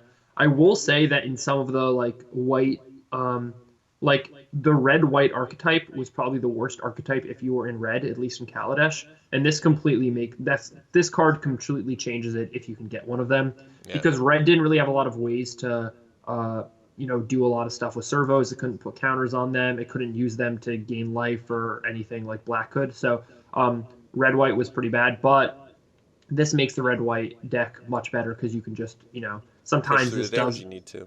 Yeah. sometimes this is just 2 mana +10/+0 and trample. I mean, Yeah. come on. Yeah. Yeah. Giving two big creatures +2 power and trample, I think is really kind of the overlooked aspect of this card. Like if you have two fatties that don't have trample, this card will probably just kill your opponent. So very, very, very strong, I think. Right, and it's Um, even playable in like the blue red decks that are controlling. I mean, if you have two high tide hermits, even let's say, yeah, and you attack with them and they chump block with servos and they're at just get 10, in for like 12. Yeah, suddenly they're at 2. yeah, Like it's it's very good. Okay, next is Lathnu Sailback. So 4 and a red, common, 5/4 lizard creature. Nothing to write home about, but certainly playable and limited, and you'll see it super late. Pretty Yep. basic. I'm sure it'll be like 10th pick, something like that, because five drops like this tend to go very late, but totally playable. It's like a 23rd card. Um, Yep. And the next next, card, same thing. Precise Strike, 1 mana, common instant. Target creature gets +1/+0 and gains first strike until end of turn. Now, Precise Strike, by my recollection, is identical to Kindled Fury. Is that right? Yes. So for some Yes, reason, exactly they've the same. rebranded Kindled Fury. I guess gave it sort of the Kaladesh feel. But yes, I actually always thought Kindled Fury was very playable and limited. Yeah. I never had a problem with Kindled Fury. I always felt like for aggro decks, it was nice to just like the buffing and giving first strike. It really lets you push through damage on turn 3 and still play your 2-drop. So I actually like the Kindled Fury. I think it's easy to get bogged down with too many of them. You don't want like 4 in your deck. But I've always been okay with running Kindled Fury for aggro decks. I think it's perfectly fine. Worse than Built Smash, but still playable in small amounts. Yeah, totally. And not a high priority. So you'll almost assuredly wheel it, and there's a chance that you play it. Okay, If you next don't is wheel them, red's not open, so get out. yeah. uh, next is Reckless Racer. So 2 and a red, uncommon 2/3 human pilot creature with first strike, and when it becomes tapped, you may discard a card if you do draw a card. So this is another example of a creature that's purpose is to crew vehicles and get a rummage effect out of the bargain. So I like that red has the rummage effect. I'm glad that I think they finally settled on a good place for that. It's been a couple years now since they kind of came up with the rummage version of the looter effect, which just fits red perfectly, I think. Slightly worse than blue's loot Awesome. effect, but still can be very useful. As far as prioritizing this card, I actually think this card is very good. I think a 2/3 first strike, even if you don't have vehicles in your deck, is quite good. And the fact that you can just attack with it and still rummage makes it good because it's got first strike too. So I actually like Reckless Racer, and I think you can pick it pretty early too. I probably would not be upset second picking this, and I could easily see third picking this. So I think Reckless Racer is actually pretty good. It depends on how good or bad red is in this format. From what I've seen, red got a little better, but not a lot of help. From what I've seen so far, I should say. Red got a little better, but not a lot of help. But we're not even a week into the format yet. So this is better than Quicksmith Genius from Kaladesh, just a strict upgrade. And so it's going to go higher than Quicksmith Genius. That being said, what decides whether this is a second pick or a fourth pick is how good red is, and I don't know yet. Yeah, I don't know either, but first strike and limited, very very good. So Yeah. we'll see. Um, next is Imbrawl Gear Smasher, 2 and a red, 2/3 common human warrior creature, and it has tap, sacrifice an artifact. It deals 2 damage to each opponent. This card is actually very good. It's good with Revolt. It's good for aggro red decks. It's nice that you can just start flinging your artifacts to finish your opponent off, shock their face, if you have any sort of servo thing. So this is a card that just finishes your opponent after you've dealt that early damage in red. You've aggroed down, you top deck Imbrawl Gear Smasher, and you're just like, sweet, my opponent's at 8, I have Gear Smasher. They have to deal with it now or they're just going to die in 4 turns. I'm just going to start flinging things at them. So I actually really like this card. Once again, you don't have to prioritize it highly. You can find it probably 6th to 10th pick, something like that, in that range. I think you're going to be able to find it there, and I think you're going to be able to kill some opponents with it for aggro decks. What do you A think? hun- yeah, 100%. You're going to be able to kill people with it. What I will say is that I think this is worse than Spireside Infiltrator. Um, and so it looks like red has a lot of good 3-drops, and this looks like one of the worst 3-drops. That being said, it still has like some uses, and of course it triggers Revolt. So in a Revolt heavy deck, this could be important. But also keep in mind that the aggro decks don't often play a lot of artifacts that you want to throw at your opponent. Um, so that's kind of important to note That's as true well. too. Maybe it's more of like a. This is like an example of that card that works good with the artifact we saw earlier, the 2-drop that spits out a Yeah, 1/1. It's nice to be able to just toss that artifact, get another 1/1, toss that. So just with that card, this can deal 6 damage to your opponent over 3 turns. So right. that's But not bad the actually. That's pretty good. it's good, but the issue is that you don't want to play both these cards in the same deck, right? Umbrella Gear Smasher, you want to play in an aggro deck, and that combination of card, like, and that 2-drop, you want to play in a control deck, I think, because you're not happy attacking with a 1/1 on turn three. Like that doesn't satisfy your needs. I guess that's true. And Anything so I anything think, that's got servos, I think if you have servos in your deck, you're happy to do this, right? Because let's say you're in a board state where your opponent stalled out, you're an aggro deck, you can't push through damage anymore. It's beautiful to be able to like block with a servo and then just toss it at your opponent's face. So it's like chump block, deal 2 to you. So it makes their attacks worse too in certain situations. I it think it'll be pretty useful. I like it. it does do that. Yeah, I'm a little I would proceed with caution a little bit, only because I think that this and the cards that pair well with it go in two totally different types of decks, if that makes sense. I guess that is Um, true. but so that's why I would proceed with caution. But you're right. A lot of times, limited games don't work out the way you want them to, and this is a great fail safe. I mean, this can even kill your opponent from like 10. So, Yeah. uh, if you can find enough blockers and things to do, then this is going to be okay. Um, so interested to see how this plays. Next we have Enraged Giant, which I'm kind of excited about. This card looks great too. 5 and a red for a 4/4 trample haste, but it also has improvise. So you can tap your artifacts, make it cheaper. If you're playing this on turn 4, you're a very happy camper. 4/4 trample haste on turn 4 in red is fantastic. So I actually think this is a pretty high pick too. And these improvise cards are hard to sort of they're hard to judge. Like we talked about that Juggernaut earlier that was 7 mana 7/5 that has Yeah, to attack each turn of Fable. How do you feel like that card stacks up against this card? I think that one's better actually, and I'm going to tell you why. As we already discussed, most of the really good aggressive cards are colored mana cards. Outside of Renegade Freighter, that's an anomaly, of course. I don't think they knew how good that card was when they printed it. Yeah. Um, Outside of like Renegade Freighter, I think that the best aggressive cards are have colored mana symbols in the cost because they have to give you some type of cost for being able to cast such an aggressive card. So this is going to go best in an aggro deck where you want like a 4/4 trample haste for 4. But in an aggro deck, you're going to be playing a lot of color costed cards, and so you're not going to be able to cast this early. You also have to take a turn off attacking, at least with your other stuff.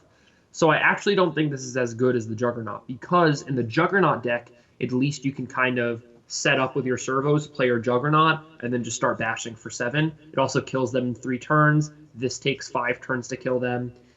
I think this is worse, and not even marginally by a lot. In fact, I don't even know if I'm happy to play this in my red aggro decks.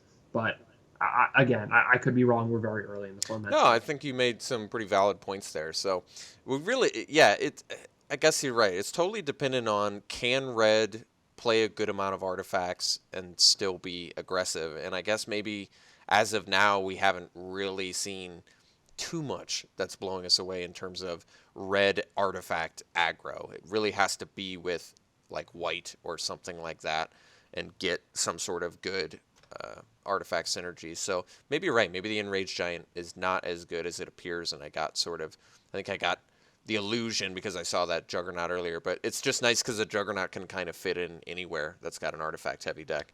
So, all right, that's cool. It probably, I feel like it's still, at the very least, it's playable. Even if you're paying the full cost for it, uh, people not expecting a 4/4 trample haste out of nowhere, that can mean the difference between winning and losing. So I feel like Definitely. it's at least playable in aggro for that reason alone.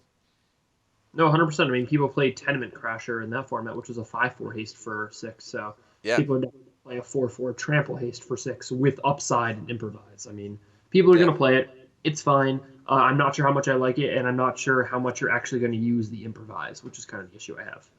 So we'll see. Enraged Giant. Next, We have Frontline Rebel, 2 and a red, 3/3 common. Frontline Rebel attacks each combat available. As an aggro player, I know you're going to love this one. I love this one. I mean, granted, you're going to lose it sometimes. You're going to play it on turn 3, and you're going to have to attack into something bad. But if your deck has any amount of removal or combat tricks, I think you're very, very happy to play this in your aggro deck. This is what red kind of always wants and doesn't get very often, especially at common. So 3 mana, 3/3. The downside of it is not even too much of a downside for an aggro deck anyway, because they're just wanting to swing every turn early Also anyway. vehicles. So I like it. Yeah. I don't know No, how early it's getting picked yet, but I like it a lot. no. What I'm saying is this isn't even a downside because you also have vehicles. So by the time that they're able to play something bigger, like turn 5, most of the time, let's say, right? Because a lot of times they're 4 drops, like a 4/3 or 3/3 that does something, or a vehicle. So on your turn 5, when you can't attack with this anymore, you're probably going to have a vehicle in a lot of your aggro decks to crew with this. So I don't even know if it attacking each combat is that much of a downside. That's a This good is point. like a this is like a 5th through 9th pick. You're going to get as many of these as you want, if red is open, the same way you would Spireside Infiltrator and Triple Kaladesh. Totally like good, B level playable. Happy to play them. Good 3 drop. Yeah, very good.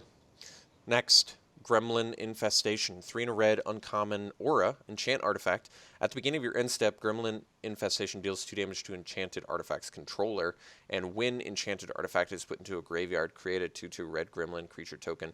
I really like this card. So um, this card is very similar to Stab Wound. The difference being, of course, Stab Wound weakened the creature. So Stab Wound loved 2/3s, right? Because you would turn their 2/3 into a 0/1, so then you didn't have to ever worry about taking damage from it on attacks, and it was just slowly draining their opponent out. This is different because it doesn't weaken the creature, but it does deal 2 damage at the end of your end step. So you cast this on your turn, your end step, they immediately take the 2. And then if it dies, you're getting a 2/2. I actually like Gremlin Infestation. I think this card is playable. Um, yeah, I think it's totally playable. And I think an aggro deck can actually finish people off with this, too. It's kind of a similar role to, like, Imbrawl Gear Smasher, where it's like, okay, I can't attack you anymore, so I'm just going to play Gremlin Infestation on your... Almost assuredly, you're going to have an artifact, and just start pecking away at you that way. What do you think? Yeah, so the toughest matchup for the aggro deck was used to be in Triple Kaladesh, the matchup where your opponent would play like turn 2 Prophetic Prism, turn 3 Foundry Inspector, turn 4 Gears, no, like turn 4 something else, turn 5 Gear Seeker Serpent or something like that. That was like the worst matchup for you. But this totally changes that matchup. And what I mean is that you get to play your 2 drop, your 3 drop, your 4 drop. You get to attack. You get to hit them down to like 11 or something. And then once they're at 11, you just play this on their Prophetic Prism, and they just sit there and die. Because if they attack you with their Gear Seeker Serpents and their Foundry Inspectors, then you just take the 7 damage. It's a big swing, but you just take it and you attack back and kill them with all your creatures. And if they don't attack you, then they just sit there and die for 5 turns. Yeah. So this really changes the game in one of Red's worst matchups. That being said, I still think it's probably a sideboard card, and it's a little too high. Like, I would like this at 3 mana. It's fine Yeah. at 4. Don't first pick it. It's probably going to wheel, but it's fine. And honestly, is the when enchanted artifact is put into a graveyard, get a 2/2 red gremlin creature token? Is that even going to come up all that often or not? I don't think so. Because, again, I think most of the time you're using this as like however many lightning bolts you could possibly chain together. I don't even Yeah. know. You're kind of using it like sulfuric vortex in a way, Yeah, I guess right? This is that's your true. 4 mana vortex, and so you're probably not. You're probably trying to put it on something that's not going to die for that reason. Yeah. I mean, even if you put it on a servo, it's not that bad. Like, they're going to attack you with the servo because they want Just it take to one. die, but Exactly. but I can take one if you're taking 2, so especially if I'm in an aggro deck. So I like it. I think it's good. Sure. You might be right, though. Maybe it is better as a sideboard card, but we'll see. I think I'm actually going to probably try main decking it early in the format, or Good and luck. see how it runs. We'll see. Next is Resourceful Return. 1 in a black, common sorcery. Return target creature card from your graveyard to your hand. If you control an artifact, draw a card. This is a very, very good raised dead effect. I really like this card a lot, and Uh, I don't know about you, but I was actually really surprised how little Fortuitous Find got played in Kaladesh. I was kind of expecting that card to be much better. I was like, well, this seems great, right? I'm going to be running artifacts. I'm going to be running creatures. Very often, I'm going to be getting both of them back. But it turned out the card just saw little to no play. Like, I can't even recall the last time I saw a Fortuitous Find played. So, um, I think Resourceful Return is better than Fortuitous Find, paying one less mana, being able to draw a card off of it. Um, Keep in mind also it doesn't return artifacts from your graveyard to your hand like Fortuitous Find did, so it's a little bit more narrow in that respect. But I really like this card a lot. I think Resourceful Return is good. Yeah, I mean there's a card like this from either Shadows or Eldritch Moon. I don't remember, but same cost, same effect, except you drew and discarded if you like controlled a zombie or something. And that card was fine. This card's a strict upgrade. It's easier to control an artifact than it was a zombie there. Um, Yeah, so I think this card is really good. I mean, not only it not only cycles, but it's effective. And also a lot of times on like turn 6 or turn 7 when you're playing this, you're gonna play this, draw a card. You might draw that land that you need to cast the 5-drop you just got. So I think that makes it very playable. I like it. Resourceful Return is very good, and I think it's going to see a lot of play. Okay, next is Sly Requisitioner. So 4 and a black for a 2/2 uncommon human artificer. It's got improvise. Whenever a non-token artifact you control is put into a graveyard from the battlefield, you get a 1/1 colorless servo artifact creature token. This is a tough card to evaluate because it's 5 mana for a 2/2, but it also has improvise, and it's spitting out servos if you have a pretty good amount of artifacts, but they have to be put into the graveyard. So I don't think this is actually that high of a pick for me. It feels like kind of a difficult card to yield a bunch of benefits from that effect. What do you think? I have two thoughts. One, I read this and I don't think it's very good. But then I realize that it's an uncommon and they costed it at 5 mana. Like I feel like they could have made this effect 3 mana and we still would have had like, oh, playable but not great. But Yeah, they made it 5 mana. And so that makes me think that Wizards know something that I don't know. And yeah. in these situations, they usually do know something I don't know. Um, so it's probably pretty good. I wouldn't first pick it. It's probably like a 5th through 7th pick, but my guess is that you're happy to have one in the black white go wide decks. I mean, the problem is you need a lot of non-token artifacts to even yield any sort of benefit from this card. Right. You, So, you you need a lot of like Calligrapher's Puzzle Knots, and but then you also need things like Inspire Charge to make the servos that you get with Sly Requisitioner even better. So I don't know if this card's good. I don't know if it's that bad either, but you I guess basically it's you good. either need artifacts that you can trade off, so artifact creatures that you can trade off so you can turn them into 1/1s, or artifacts that you can sack for value and then get a 1/1. So Right. it feels like it's almost like a build around, but I really don't like building around 5 mana 2/2s. So it's tough for me to evaluate this card, but maybe you're right. We'll play it. I'm definitely gonna try it, and I'm sure other people are gonna try it too. So we'll see. Maybe it can be good in the right deck. I'm just not sure yet. I'm not I, convinced. I don't know. Currently unconvinced. Next is Chandra's Revolution. 3 and a red. Common sorcery. It deals 4 damage to target creature. Tap target land. That land doesn't untap during its controller's next untap step. So just on base level, let's forget about the whole tap target land effect. Feel 4 damage to a creature for 4 sorcery speed. Not like busted, but certainly playable. You're going to be happy to play it. It certainly will kill some things. Now, tap target land, that land doesn't untap during its controller's next untap step. That actually is significantly better for aggro decks. Like if you're playing against control and you're Omega aggro and they have their like 2/4 or their 2/3 blocker, being able to just kill that, tap down, maybe they only have one of their secondary color. This could really brutalize a control player if you're an aggro deck. Two main thoughts. Knowing you and how you draft, your biggest fear out of blue decks on turn 4 was Dukara P-Favel, or however you pronounce that card, Yeah. right? Like a 2/4 that just stalled your whole ground game. It triggered all of their Gear Seeker Serpent synergies and everything, and this just kills that. But also, can we notice how cool those blue flames are coming out of her hand? Yeah. I like it. That this is going to be an excellent foil. Like, oh my god.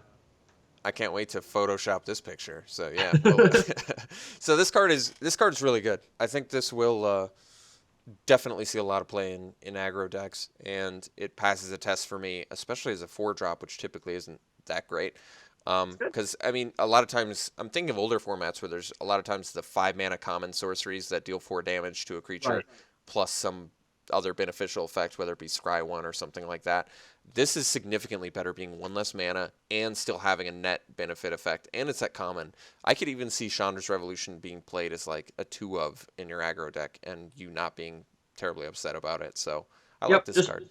Just be careful because the decks that want this want to play 15 or 16 lands, and this is a 4-drop, and it's hard to play 15 or 16 lands with a lot of 4-drops. So be careful.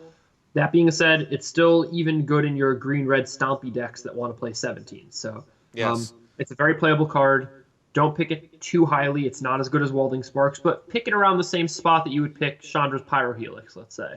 Okay. It's probably in that category, I would Well, assume. you're saying that to the wrong person, Sam, because I always pick that super, super early. People are like, why are you picking it so early? But I loved Fair enough. Pyrohelix. I was a big fan. Anyway, Chandra's Revolution. Also, we don't see a lot of cards that interact with your opponent's lands. That's sort of the one of the feel bad effects that I've found Wizards has sort of moved away from. People don't like it when they can't use their lands. People don't like it when they have their lands blown up from like Stone Rain effects. So this is kind of like the balance between that, where I'm not blowing up your land, but I am keeping you off your land for a turn, and that alone can be close to feel bad. So this is it's a strong effect, and it's a feel bad Yes. for a reason because it's a strong effect. Next we have Destructive Tampering. 2 and a red common sorcery. Choose one. Destroy target artifact or creatures without flying can't block this turn. This card is actually, I think, okay. It's going to go super late. You're going to be able to get it like probably 11th, 12th, 13th pick. I would think you actually are going to be able to get it that late. And I think this is actually a card you can main deck, but probably better sideboard. And creatures without flying can't block. That effect is actually pretty good. I remember in Shadows over Innistrad, I won many games with the, for some reason I can't recall the name, but it was, I think it was one in a red, Magmatic Chasm. Magmatic Chasm made it so. So this is one more colorless mana, but a little more versatile in that you can blow up artifacts that are causing you problems. But you can also just push through a bunch of damage if you need to. So I like this card. You don't have to pick it early. You're definitely going to find it late, and it can win you games. Yep, definitely a sideboard card against like control and mid range. You don't want it really in the aggro matchup. That being said, I mean, red, like I never played Demolish. I just thought Demolish was too silly. This Yeah, is me a too. cheaper Demolish that's like very playable. And red really wanted that, especially the red black aggro decks that you drafted. I'm sure you found one of the big issues was when your opponent played an artifact you just couldn't deal with.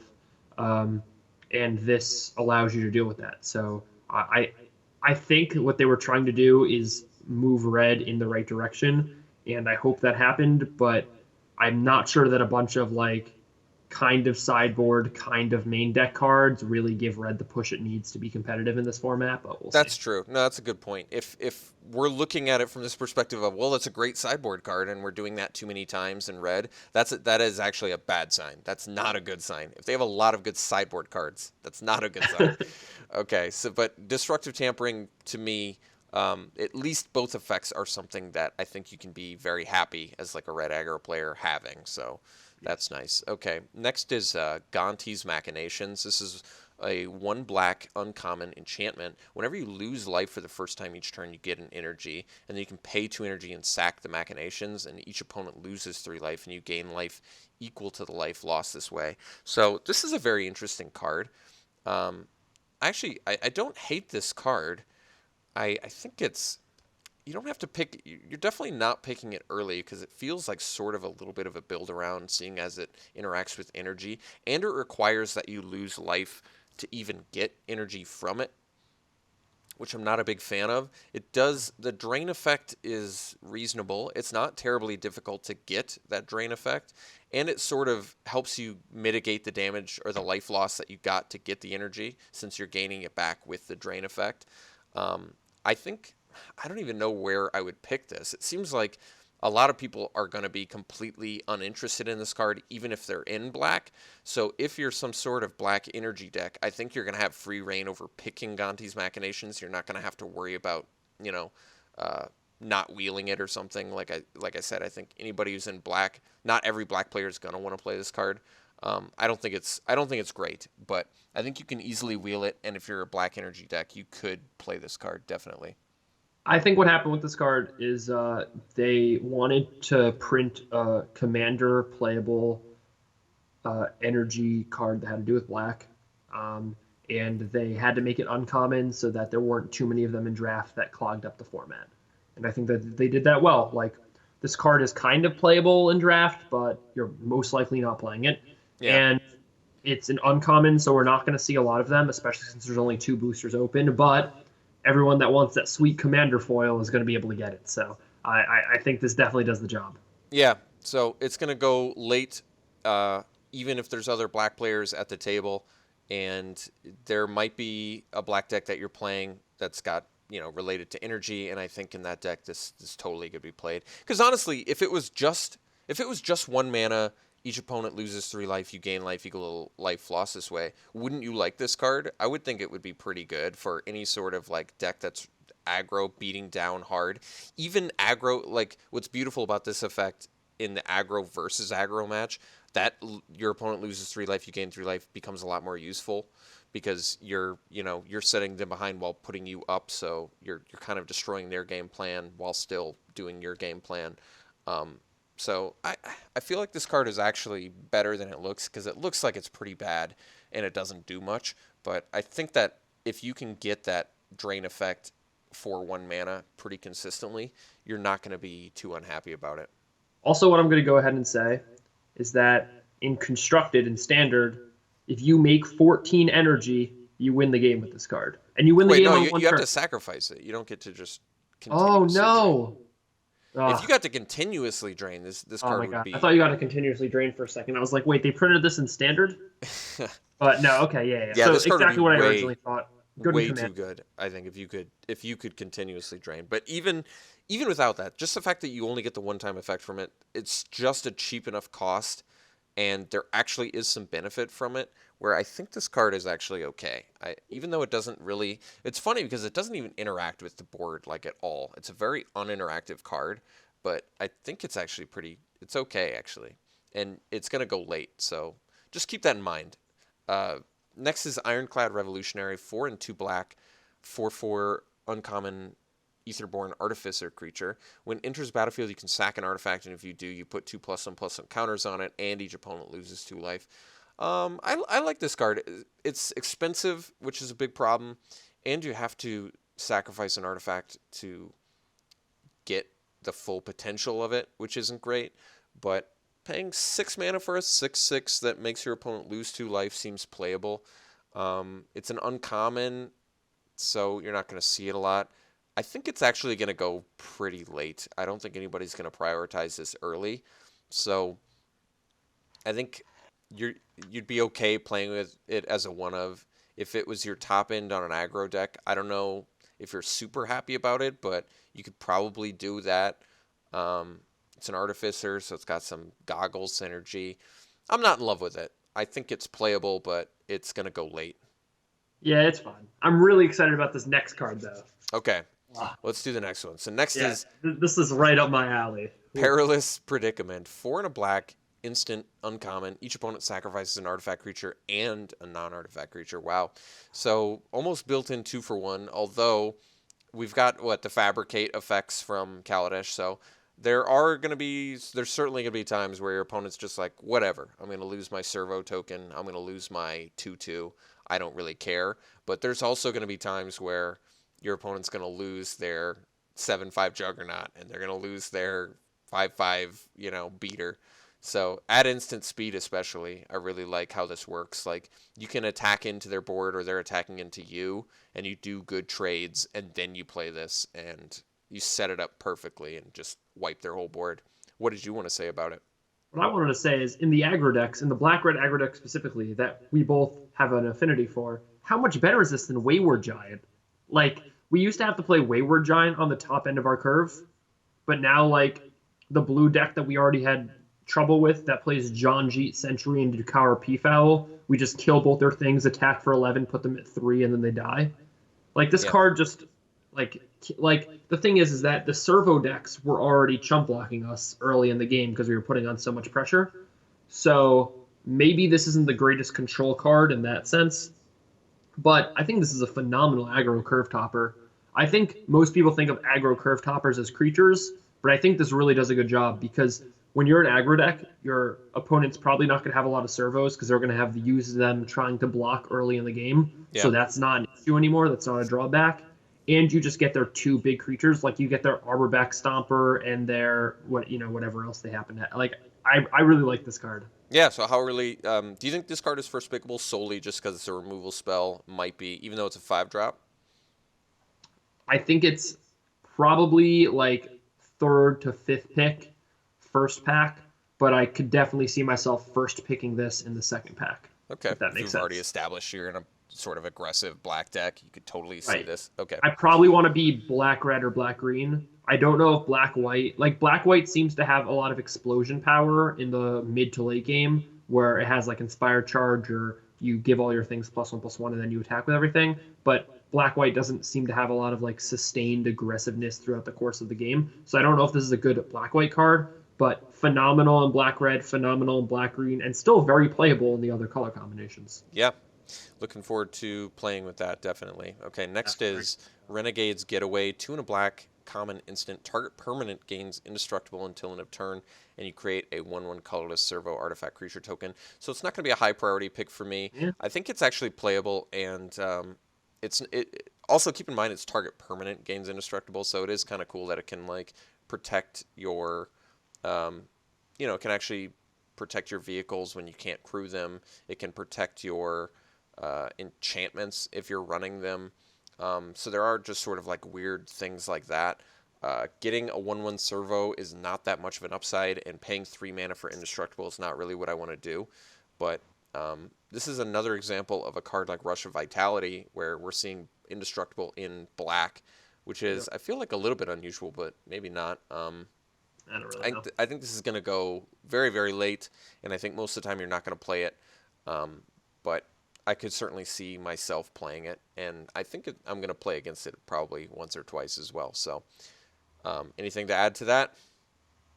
What I have to add is I think this might be good. I think this is probably at its home in like a blue black grindy control deck where like you save your decoction module from getting appetite for the natural with this card and then you make a 1/1 that can improvise something else the next turn. Yeah, That's kind of where I see its home. That being said, I don't see it being played in multiples and I don't see it being picked higher than like seventh. yeah. So I don't think we're going to see the Renegades Getaway played very much, but you're going to see it every once in a while. Next is Defiant Salvager, 2 and a black, 2/2, common Aetherborn Artificer. Sacrifice an artifact or a creature, put a +1/+1 counter on it, but you can only do this at sorcery speed. This card's okay. I like that it grows, it can get very big, and if you have a lot of artifacts or creatures, like it's great for Revolt, right? So it's just an easy way to turn on your Revolt cards. So I think for any sort of deck that's got quite a bit of Revolt, this is actually going to be a very, very good card. Uh, Outside of a deck that has any sort of Revolt synergy, I don't think sorry about it's that. like I don't think it's like insanely good. Like if you're a pretty heavy servo deck, it's nice to be able to, buff this to maybe 4/4 and attack in, but it is a 3 mana 2/2, and you can't like abuse the ability, because you do have to do it at sorcery speed. So, what are your thoughts on this card? I think it's great with Wrangle, and I don't know how good it is Yeah, outside of that. It's phenomenal with Wrangle. It helps the revolt mechanic a lot.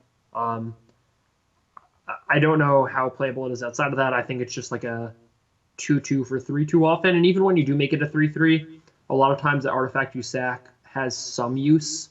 yeah, So yeah, again, I think it's fine, but yeah. I think you're going to take it mid to late, and it won't always make your deck unless you're a Revolt heavy deck. Okay. yeah, but if you are a revolt heavy deck, you might play like 3 of these. Like you might just be Yeah, very I happy to can have. see that. It's a great way to trigger that pretty easily, so I think it's useful for that. Um, Next is Fen Hauler. It's 6 and a black, 5/5 common insect with improvise, and it can't be blocked by artifact creatures. So I guess it's kind of cool that it can get by servos, it gets by thopters, it gets by quite a few creatures in the format. I would say, a lot of decks are going to be running anywhere from 5 to 10 artifact creatures. So you can get by, you could get by anywhere to 25 to 50% of an opponent's creature base, which on a 5/5 is good. It's got improvise, so you can possibly cheat it out for like, even if you're cheating it out for 5 mana, 5 mana 5/5 that can't be blocked by 30 to 50% of your opponent's creature base is not bad. So I think this card is better than it appears to be. I think that once again the 7 mana cost is a bit, misleading. What do you think? Yeah, I think this is like one colorless mana symbol away from being playable. Like I think if this was 5 and 1 black, we would be talking about this as like a pretty good aggressive curve topper. Again, to get through the artifacts that your like go wide opponent is playing or whatever. Yeah. But I think it costs a little too much. I think it's going to be around very late, and I think it's in the same realm as like Dukara Scavenger. I think it has. I think it's sometimes played but doesn't have a home. Okay, I agree with that. Okay, next is Foundry Hornet. 3 and a black, 2/3 uncommon insect creature. It's got flying. And when it enters the battlefield, if you control a creature with a +1/+1 counter on it, creatures your opponents control get -1/-1 until end of turn. This card's actually very good. This card is very, very good. So you can just wipe all your opponent's servos and thopters, get them out of the way. It's a 2/3 flyer for 4, which honestly is not that bad. And it's not that difficult to get a +1/+1 counter creature. This seems like it's going to pair best in like black-green, right? Because we've already seen so many green cards with the +1/+1 counter effects in Kaladesh and in Aether Revolt. So all in all, I like the Foundry Hornet. I don't think you're first picking it, but if you're in black after your first couple picks, I think you're pretty happy to third pick this and still be like, wow, I'm pretty happy I have this effect. Totally. Also, I don't think this is as good as Aetherborn Marauder by any Yeah, I don't stretch, either. but I think it's totally fine. And I don't think it's like a great card. I think it's like a third through fifth pick in pack one. But this is another card that you could possibly like take your first pick of pack two. Like Yeah. if you know you're already in black green, there's not a lot else in the pack for you. This is something that you'd be like, yeah, I'm gonna play it every time, and it's gonna be pretty good. So you're Yeah. definitely happy. So Foundry Hornet gets my seal of approval. I do like it. I think it's going to be played a lot too. Next is Fourth Bridge Prowler. So it's 1 mana 1/1 common human rogue. When it enters the battlefield, you may have target creature get -1/-1 until end of turn. This is actually very good. I can't recall anything like this. The closest I can think of is like Festering Goblin, which in my mind is actually worse. I was actually Festering thinking Goblin, of I was 1 actually mana thinking of 1/1. Festering Newt from M14 because I've been Oh playing yeah, a lot maybe of maybe flashback lately. that's probably even closer, I guess, because opponent only. Target creature and opponent control gets -1/-1, and if you control, okay, I see. I like the Prowler. I think this card is actually very playable. It is a 1 mana 1/1, but I think neg 1 actually can kill a lot of relevant things in the format. So If you just kill as your like a opponent's Narnam Cobra, you're super happy. yeah, I think it's easy to get too many of these, and let's be honest. Let's say you just kill something anyway, like you kill the Cobra, you're only getting a 1/1 out of it. It's not like you're getting a significant 2-for-1 out of it. You're getting a minor upside on a kill spell. So I think it's easy to look at this card and be like, this card's insane. I think more often it's going to help you in combat a lot of the times too. Like if you have a 2/3 and your opponent has like, 3/3, it's nice that you can just play this and attack in with your 2/3. You just play this, neg their guy, attack in, get some damage through. So I think it's okay for that. I think it can kill some things. I don't think you need to prioritize it super high. I think because like I said, if you just look at this card as like 1 mana target creature gets -1/-1, that's not that good of an effect. And if you're just putting a 1/1 body on top of that, that's not that good either. So I don't think this card is like insane, but it's certainly playable. Yeah, definitely playable. Don't play 18 of them because you Yeah. might be able to get that many in a draft. So be careful, but you can definitely play one. It's also weird that it's a one drop that you don't want to play on turn one. Yeah, that's But true. I mean that's just kind of what it is. So Yeah. Okay, next we have Windkin Raiders, 4 and 2 blue for a uncommon 4/3 human artificer with improvise and flying. I actually like this card a lot. I think if you're ever playing this, especially in blue, that's going to have a lot of artifacts or wants to play a lot of artifacts. If you're ever paying just 4 mana for a 4/3 flyer, you're really killing it. Although Longfin Skywhale, I guess, just kind of started off being played a lot, and it's not that people hate it now, but it just turned out to not be as good, I think, as it looks. But this card, I think, is the real deal. Definitely, you can even prioritize this very highly in draft because I don't think it's going to wheel all that often. And I think this card is very good. This is a great finisher for blue decks. What do you think? I actually think this is a little Air Servant esque, where depending on how good flying is and how good blue is in this format is going to depend on how good it is. But it's a strict upgrade from Longfin Skywell because it can block anything.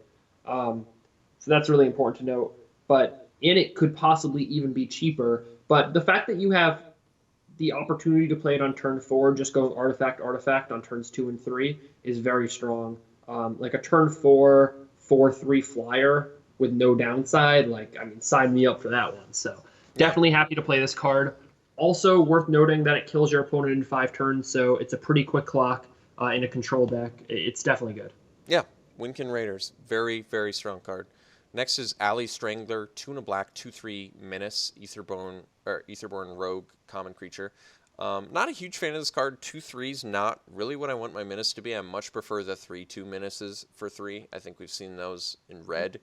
Alley Strangler is playable, and I'm not super excited about it. I Yep. think, and you don't have to pick it early, but I do like Menace. Menace has proven itself to be very good and limited.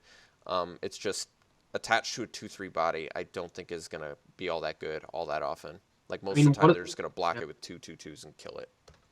100%. I mean, one of the most underrated cards in Kaladesh was the Weldfast Monitor, Yeah, the 3 with Menace.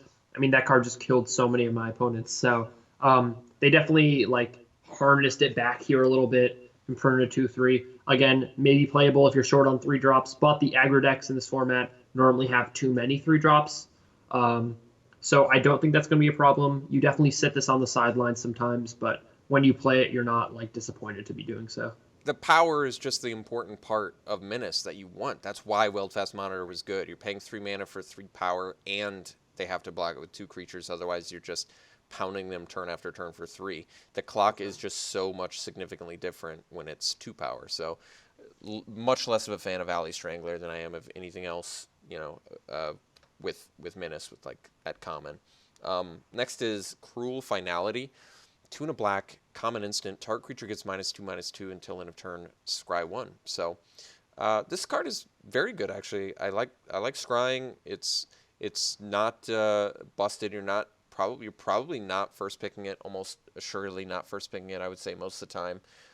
But it's fine. It increases your card quality. It can also be a pretty solid combat trick. -2/-2, scry 1 at instant speed can affect some combat situations. It can kill some things. Playable. I probably wouldn't want more than one, I don't think. And it's going to go fairly late, I think, especially in terms of a removal spell. Yes, it's going to go late. You probably don't want more than one. I mean, I just agree with everything you said. I think it's fine. I think it's actually this card. I think is actually better in control decks than it is in aggressive decks because in aggressive decks you usually want to be playing a creature on turn 3. That being said, you can probably play it in either. It's going to be fine. Okay. Next, Daring Demolition. 2 and 2 black, sorcery, common. Destroy target creature or vehicle. Yeah, this card is very good. This card is very good. It's very color intensive, but it can blow up vehicles, which is good. Much more often, I think you're just going to be blowing up creatures.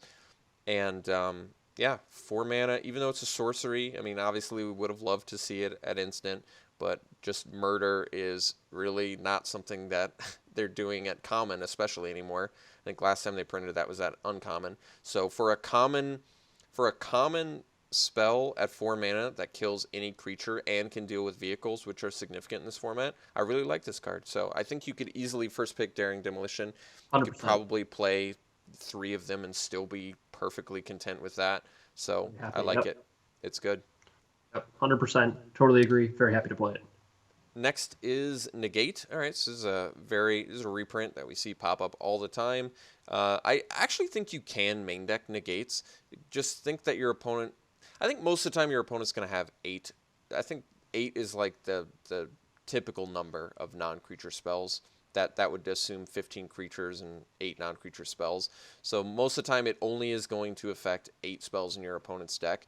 But so for that reason alone, I guess Negate is much more often relegated to sideboard. But I actually think you can main deck Negate, and you're really happy when you do have it in your sideboard, because there's a lot of times where your opponent just has some, rare removal spell or rare combat trick or whatever. Even a Planeswalker. You see your opponent's got the Planeswalker, you're going to be really happy that you have that Negate out of sideboard. So I actually like Negate in Limited. Sure. I think it's pretty useful.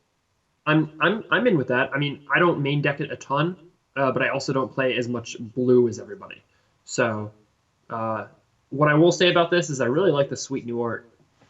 Yeah, what's that coming out of his chest? I can't even I don't tell. know. But this and that Chandra card are like Yeah. gonna be great The foils. art is just doing it for you. I'm just seeing all the Photoshop potential here, and I'm loving it. I'm just very excited. All right, next is Salvage Scuttler, 4 and a blue, 4/4 uncommon crab creature. And when it attacks, return an artifact you control to its owner's hand. So, unfortunately, it is an actual downside, but it has the potential to be upside if you have Revolt or if you have Enter the Battlefield artifact cards in your deck. In either of those situations, and it's only when the Scuttler attacks, so at least it's a 5 mana 4/4 defensive creature. You're not going to pick it high. It's weird to me that it's an uncommon. I think this easily could have been a common. I don't know why this took up an uncommon Uncommon slot. slot? Yeah, I don't know either. Yeah, but no, it's playable, and you don't have to pick it early. It's going to wheel almost every time, and maybe you can find some benefit from it. Some Enter the Battlefield artifacts, like I said, or some Revolt cards seem like they positively interact here. Right. This is the opposite of what I said before about like there's a black uncommon, the 1 mana one, where you paid energy, where I said that like WotC wanted to print it for a different format, but knew that it wasn't great in limited, so just put it at uncommon. This is the opposite. This I think they tricked themselves. I think they were like, oh, maybe this is good. Someone probably went off with like this in a prophetic prism in playtesting, like, and they put it on uncommon. But I really don't think this card is very good. No, I don't either. And obviously, blue is not notorious for getting good, efficient creatures anyway, and this isn't very good and efficient. But the fact that the downside makes it so sometimes you can't even attack with it does make it pretty questionable at best. So I've got some concerns about Scuttler, and I don't think it's going to see too much play. But I do think it's going to pop up every once in a while. I think someone's going to get some benefit out of it that I'll be upset about. So maybe It's great someone will with surprise me. Panharmonicon, right? Panharmonicon? Is that what you Yeah, said? yeah.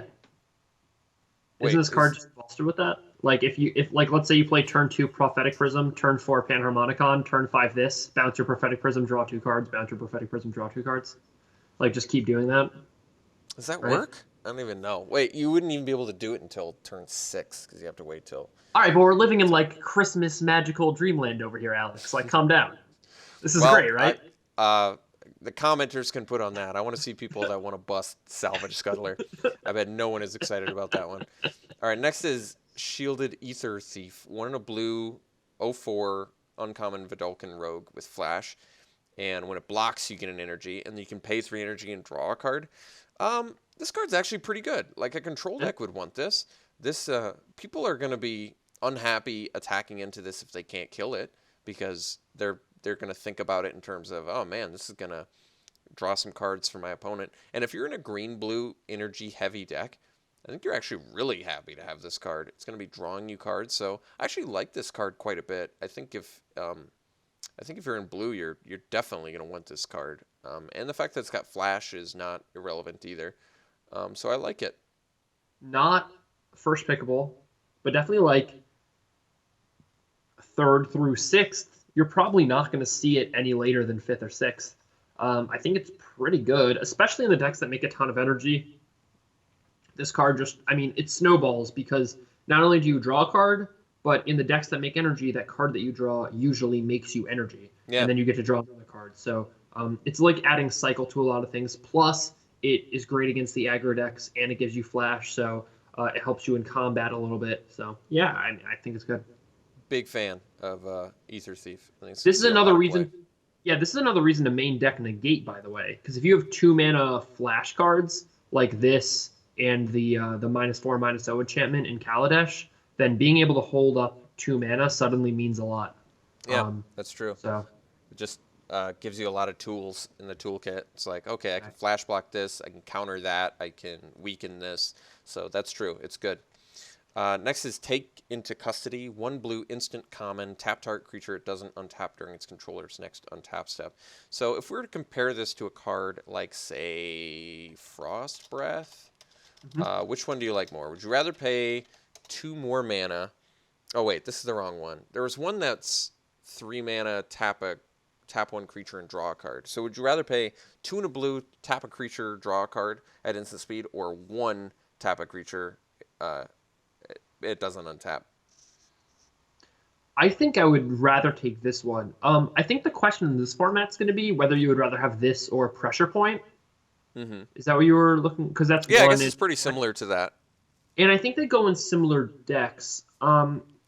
Because the thing about this card is if you're in a race situation, if you're a blue deck in a race situation, which is probably not very common, but if you are, then you can tap your opponent's attacker, and then that also means that you're tapping their blocker on your turn and their blocker on your next turn. Yeah, so it's an Um, excellent tempo card. Honestly, where I see this fitting is Blue-White Flyers, which okay. wasn't a big archetype out of Kaladesh.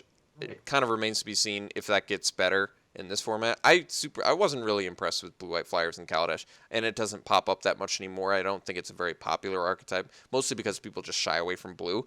But for any sort of tempo deck like that, I actually think Taken to Custody is very good. You're turning off their attacker for 2 turns, and you're just flying over top anyway. So, yeah, I think for that, any deck like that, where you have like evasive creatures or just aggressively curving out, this can be very good for that deck. How many would you play? Like 2 or more? Yeah, you'd probably would never want to play more than 2, I would say. But 2 actually feels like a good number for this card too, especially if you can do it in 1 turn, like just double take into custody. Okay, your 2 dudes are out of combat for the next 2 turns, and you haven't dealt with my flyers, so I'm just going to be hitting you down, and you're not cracking back at me. So it's not even like a scary race anymore. So I think it's very useful for that. Next, we have Hinterland Drake. Speaking of blue-white flyers, we have 2 and a blue for a common Drake, 2/3 flying, and it can't block artifact creatures. So the downside is not too bad on it. A 2/3 flyer, it's not. Unfortunately, I don't think this card is all that great. It's okay. I think I like it more than Windrake, but Windrake wasn't seeing a ton of play and still isn't seeing a ton of play in Kaladesh anyway, once again, because blue's not very popular. So I don't think that I'm super excited about this flyer in particular, just because it can block better than Windrake, but it's not beating down like super efficiently. Um, That yeah. Go ahead. That's oh sorry. I didn't mean to cut you off. That's the thing is that like Windrake wasn't really playable in Triple Kaladesh. You Yeah. hit nail on the head. So I don't know how much better or worse this is with a bunch of artifacts lying around. Um, it still gets hit by all the same removal that Windrake did. It blocks 2/2s a little better, but yeah, Not that great. no. And neither was Windrake. So I don't. So far, I'm not that impressed with Blue White Flyers. We did see the 6-drop improvised 4/3 flyer, which I think is very good, but we just haven't seen too much else that's kind of blown me away yet. Maybe there's more coming up. Next is Ice Over, 1 and a blue common. Aura, enchant artifact or creature, enchant permanent doesn't untap during its controller's untap step. So it's a nice cost for permanently dealing with something, but it doesn't have the flash that we've seen on this sort of effect before, which is better, I think. So this is a nice way to deal with vehicles too, I guess, so it's like a 2-mana cheaper Malfunction that doesn't tap it down. So compare this to Malfunction, which one do you like more, Sam? Would you rather pay 2 more mana and deal with it on your terms, or 2 less mana and have to wait for it to be tapped before you can? I guess you don't have to wait for it to tap. You can also just put it on there, and then once they attack with it, it's not going to untap. So which one do you like more? I actually like them both in different decks. I like this one better in a control deck because you can use it as a 2-drop to kind of stymie your opponent's aggression. Um, but I like the malfunction better in an aggressive deck where you want to tap down their bomb um, and get through for damage. So I kind of like them both in different decks. I think they have different uses. That being said, I think most people would think that Ice Over is a slightly better card. Yeah, I could. I think you're probably right, and it's just the difference between 2 drops and limited versus 4 drops and limited. It's so easy to give that, you know, uh, it's so easy to look at a 2 drop and just be like, this must be better. It's cheaper, you know. So I don't think Ice Over is like super good by any stretch, and actually Malfunction never proved itself to be like super good in Kaladesh, just because once again blue kind of unpopular, and it's like there's not a ton of decks that it's not like you want to run like 3 malfunctions either because it's so clunky. I've even found like revoke privileges to be occasionally clunky when you have like 3 or 4 of them in your deck. So if revoke privileges is clunky, malfunction absolutely is, and I wouldn't want to play like a bunch of ice overs either, even though they're cheap. I wouldn't want like 3 of these. You still have to take some damage. Definitely agree. Definitely agree. Okay. Next is Illusionist Stratagem, 3 in a blue, uncommon instant. Exile up to 2 target creatures you control. Return those cards to the battlefield under their owner's control. Draw a card. So it's expensive, which I have a problem with. Did you ever play what's the acrobatic maneuver? Were you ever into that at all? Yes, there's actually a draft I did recently. The first draft on my stream, selfless plug, go check out twitch.tv/sandball49. But where I played Cloud Blazer 5 times in the same game. Oh my Let's god, just say I won pretty easily. I that's almost decked myself with Cloud Blazer. I could yeah. Um, Drawn that many cards. That's insane. You drew like 11 cards then off of it, including the yeah, acrobatic maneuver. That's a yeah. I lot.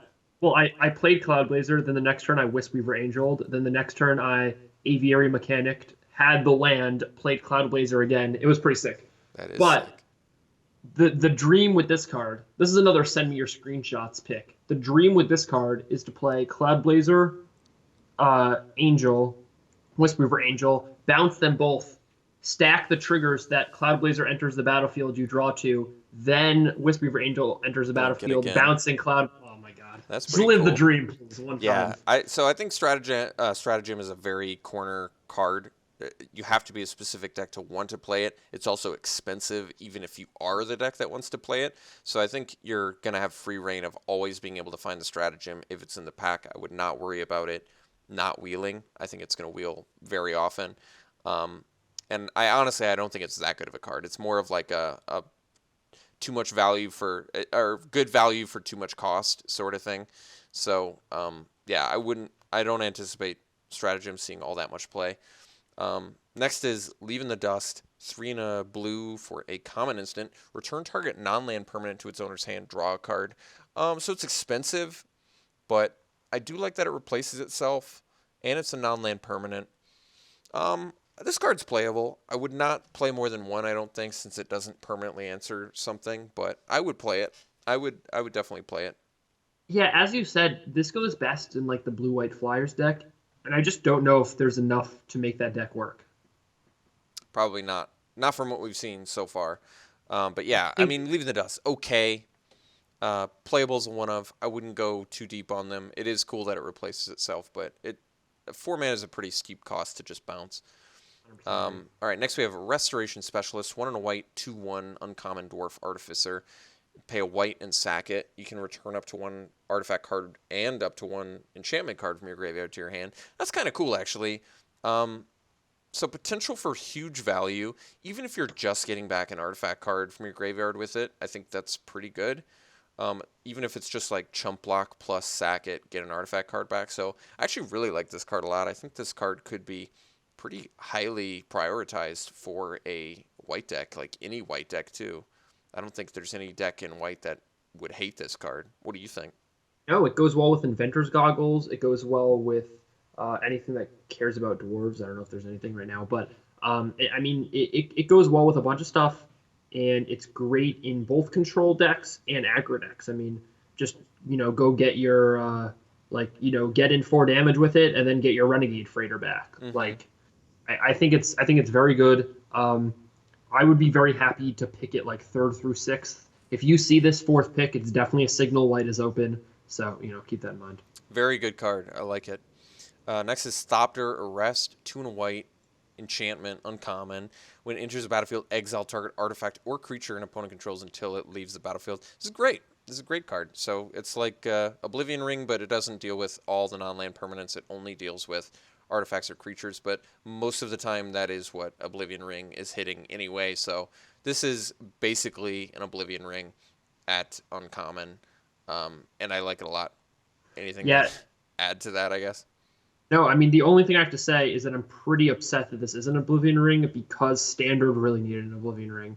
What prevents the blue white and Bant control decks from working is that they cannot deal with Planeswalkers unless they counter them upon battlefield entry, Yeah. and this doesn't help them at all in that case. So That's you know, true. So not unfortunately not helping the constructed players, but gonna be fantastic for limited, and it's gonna do. first pick and limited for Yeah, sure. absolutely.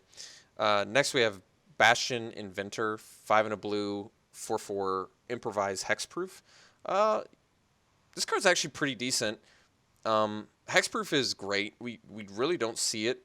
Hexproof is another example of kind of like a feel bad mechanic. It's Mhm. my guy, you can't target my guy, I can target my guy. Like it almost to me felt like Shroud was a little more fair because it's like now neither of us can interact with it. But when they changed Shroud to Hexproof, it really pushed some cards a little bit too much. I guess the one that stands out to me is like Invisible Stalker, if you remember that card. Yep. Like that was the ultimate feel bad hexproof creature, hexproof Right. unblockable. So yes, hexproof is a fantastically strong mechanic.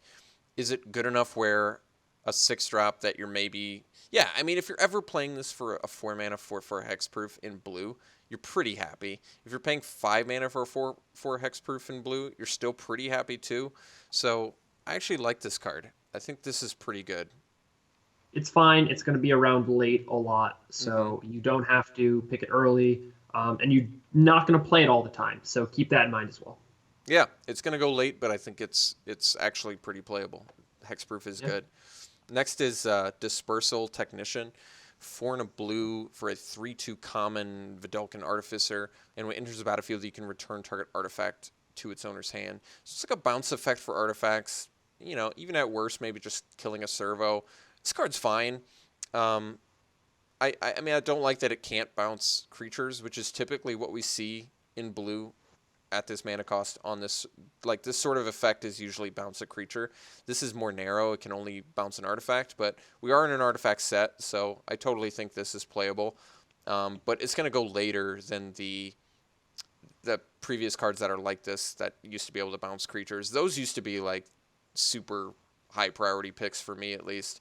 The 3-drop 2/2 that bounces a creature. This is 5-drop 3/2. It only bounces an artifact, so it's it's honestly it's not that good, but I think it's totally playable. No, I 100% agree. You're probably never playing more than one, and I assume that you're wheeling this if you're in blue and blue is open. Yeah. Okay. Next is Deadeye Harpooner, 2 and a white, 2/2 uncommon dwarf warrior creature. It's got Revolt. When it enters the battlefield, if a permanent you control left the battlefield this turn, destroy target tapped creature an opponent controls. That's pretty cool, actually. So it's like an assassinate effect in white. This card's actually really good, I think. It it's kind of weird because you can't just like attack into them. You basically can't attack into them, play this, and kill one of their creatures because if they're being defensive, their guy is not going to be tapped. So I'm trying to think of the best way to. I feel like you're going to have a hard time getting the revolt off on this card. I guess a way to do it is if your opponent attacks you, they have tapped creatures, then on your turn you attack into their board and they do either trades or blocks or whatever, and then you play this. You can potentially just kill whatever they attacked you with. Um, what do you think about this card? I actually like this card in both aggro and control decks. I think in some aggro decks you can attack your 2/2 into their 2/2, have it trade, and then like kill their 3/2 that they didn't block with.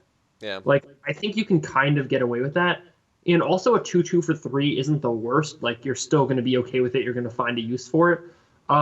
So I think it's fine in both aggro and control decks. I Yeah. don't know if this card's a first pick. It's not as good, of course, as like a Fiend Hunter or a Yeah. Banisher Priest. It's not Definitely that not. level of good, but um, you're definitely going to be okay with it when it doesn't trigger Revolt. And when it does trigger Revolt, it's going to be great. And even if you're like throwing, think of it this way, even if you're throwing away a servo, just say you attack a servo into their board to get the revolt trigger because you need to kill one of their tapped creatures, that can be decent too. Maybe they're like, 100%. okay, I'll just take the servo because I don't want to. You've obviously got something, so it maybe lets you push damage through, or you can just throw away a servo to kill one of their big guys, which is reasonable too, I think.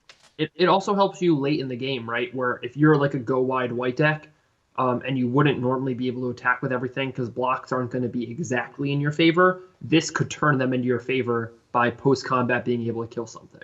Yeah.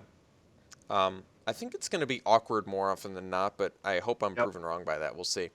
Next is Deft Dismissal, 3 and a white, uncommon instant, and it deals 3 damage, divided as you choose among 1, 2, or 3 target attacking or blocking creatures. So this card is okay. It's expensive, and just distributing 3 damage, like, I understand that you have the potential to get the 3 for 1. Much more often, you're just going to be killing one thing for 4 mana. I think Definitely. so. I don't really particularly like Deft Dismissal. It's playable. I wouldn't really ever want to play more than one. And haven't you ever found like impeccable timing not to be good enough on occasion too? So if Yep. I'm paying 2 less mana and that's not good enough, paying 2 more mana to divide it certainly doesn't seem good enough. And it's kind of funny because the deck that this is best against is a white deck. Like, Yeah, in response to Inspire Charge, I'll kill your 3 guys. yeah, Like, that's what this is best against. And it's in white. It doesn't really make sense, but yeah. So overall, not a huge fan of Deft Dismissal. I expect it to go early in the format when it first begins because people might prioritize it a little higher than it should be. But I think as we get later in the format, you're going to be able to find it pretty late because it's not that good. Even impeccable timings still go pretty late in draft. I don't know if you noticed that too. You can still get impeccable timings like 8th pick, maybe, I think they go a lot later now. I think people realized how not great it is. Yeah. So, I mean, if impeccable timing is not great, this card certainly is not great. Next is Felidar Guardian, 3 and a white for a 1/4 uncommon cat beast. Mm-hmm. When it enters the battlefield, exile another target permanent you control, then return that card to the battlefield under its owner's control. So very cool. It's not terribly efficient. 4 mana 1/4, especially in white. That's white is supposed to have the most efficient creatures right next to green. So 4 mana 1/4 not very good. I like the blink effect. I've found it to be very useful on Wispeaver Angel, especially. A lot of times that blink effect ends up almost being equivalent of netting you a full card worth of value. It can be, certainly. So I think Felidar Guardian is actually pretty good. What do you think about this card? How early would you prioritize it? All right, what I think about this card is that it made my Saheeli's worth like a lot of money. You know what I mean?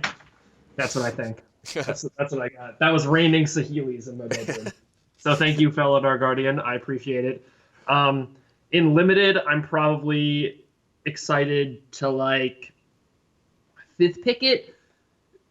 The thing is that this obviously has synergies with like the obvious one is Cloud Blazer, but what I'm most excited about, or not excited about, what I'm expecting most out of this card is again for people to assume because it's good and constructed that it's good and limited, and so I think people are going to be taking it too highly. So I would actually stay away from this card for like the first week and a half of the format, and then when things like after the Pro Tour probably when things really like get refined down to like definitive strategies, then I'd be more happy to like 3rd to 5th pick this card if I know what deck I'm going into, et cetera, et cetera. Okay. Next is Giriper Osprey. It's a pretty simple card. 2 and a white, 2/2 flyer. So it's the Windrake in white.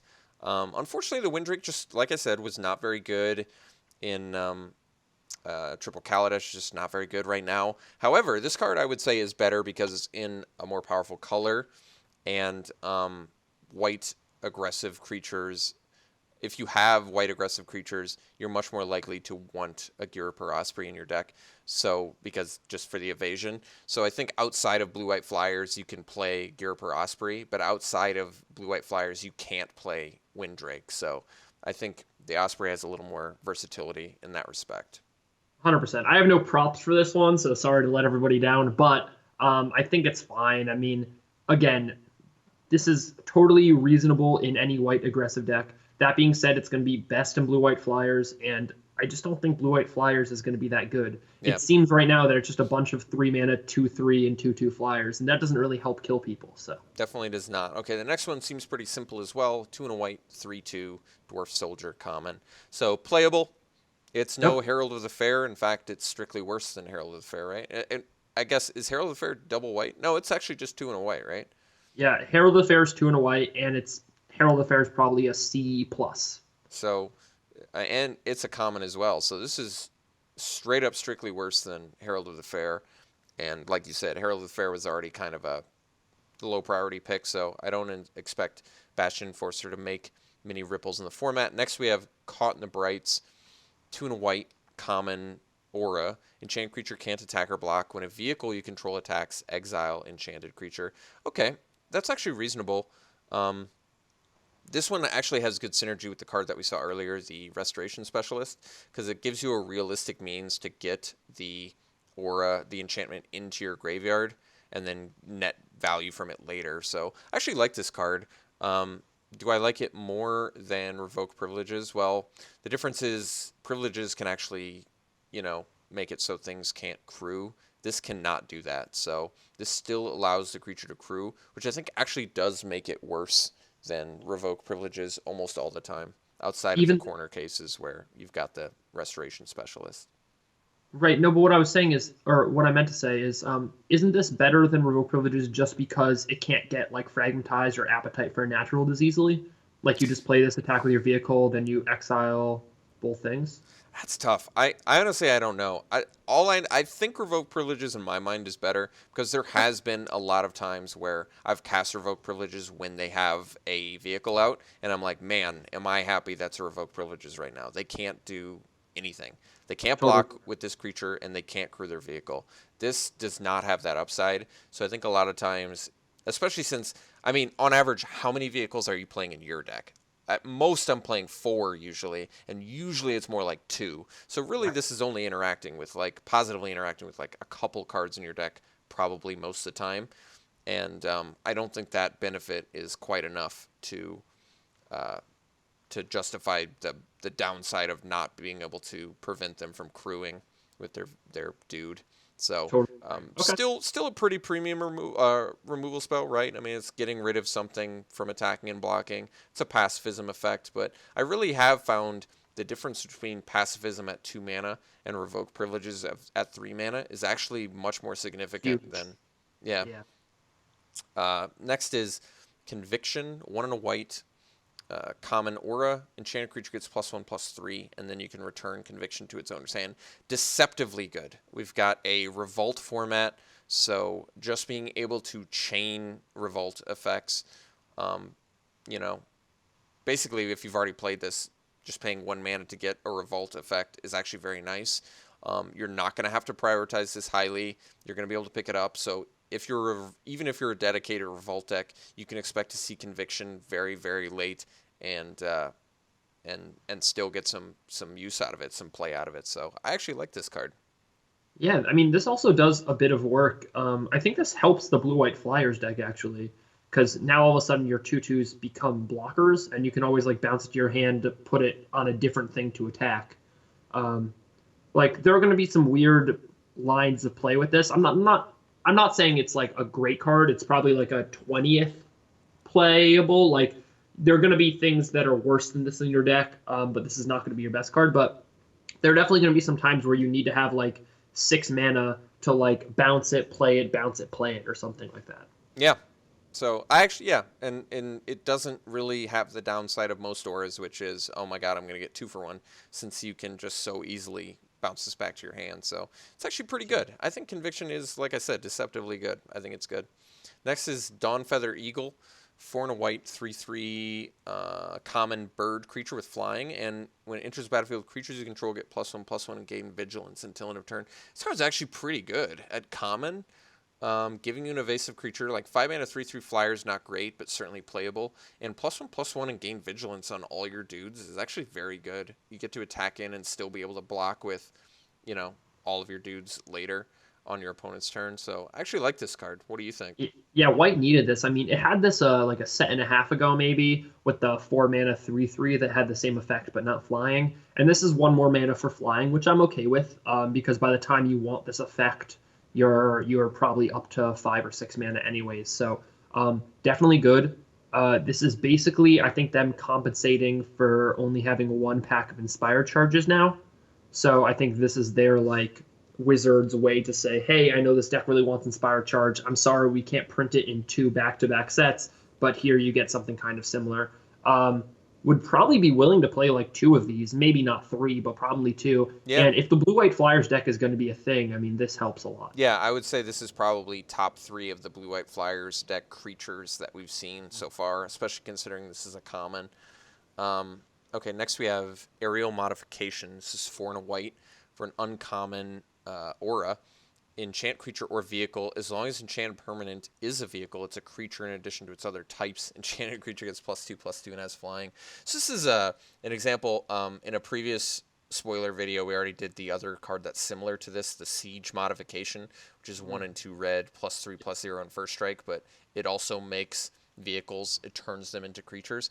So it's kind of cool to see them sort of shift into this direction where it's like, hey, you want to play your cool vehicles, but you don't have to worry about crewing them if you run this aura. So I definitely anticipate losing against Siege Modification and Aerial Modification at least a few times. I don't know how often I'm going to go into it, because like I said already, most of the time you're running like 2 to 4 vehicles, but you can also just cast it on a creature. So it's not like it has a requirement that you need a vehicle to even run this card. It's just paying 5 mana for +2/+2 and flying is actually pretty expensive when you consider there was a card, Spectral Flight or whatever, from Innistrad that was just 2 mana for that same effect. So it's quite a bit more expensive to just be able to latch it onto a vehicle. What do you think? As you said, I think I'm going to die to it. I don't think I'm going to kill a lot of people with it because I don't know it's necessarily playable. But if my opponent ever plays it, I'm most certainly dead. So yeah, I feel like I'm going to die against it at least a few times and be like, oh yeah, that is a card. Yeah. Next is Airdrop Aeronauts, 3 and 2 white for a 4/3 uncommon Dwarf Scout creature. It's got flying and revolt. If a permanent you control left the battlefield, gain 5. This card's very good. This is already got elevated to top 3, top 2 probably, blue-white flyers creatures that we've seen so far. Just a really, really powerful effect. And a 5 mana, even if it was just a 5 mana 4/3 flyer, we'd still be like, yeah, this card's pretty good. 5 mana 4/3 flyer, gain 5 is fantastic. So I actually really like this card a lot. Yeah, I mean, I'm like rubbing my head over here. I'm so confused how they printed this. It's so good. Yeah. I mean, this doesn't go with any of the other white stuff we've seen, right? All the other white stuff's been like kind of dorky, get all your things out, try to pump them up a little bit, kind of steal the game, so to speak.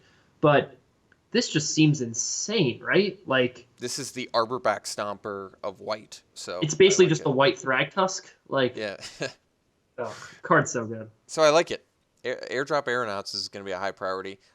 Honestly, you could first pick this. There's no removal in 100%. here, and it's better than your rare. I easily could see myself.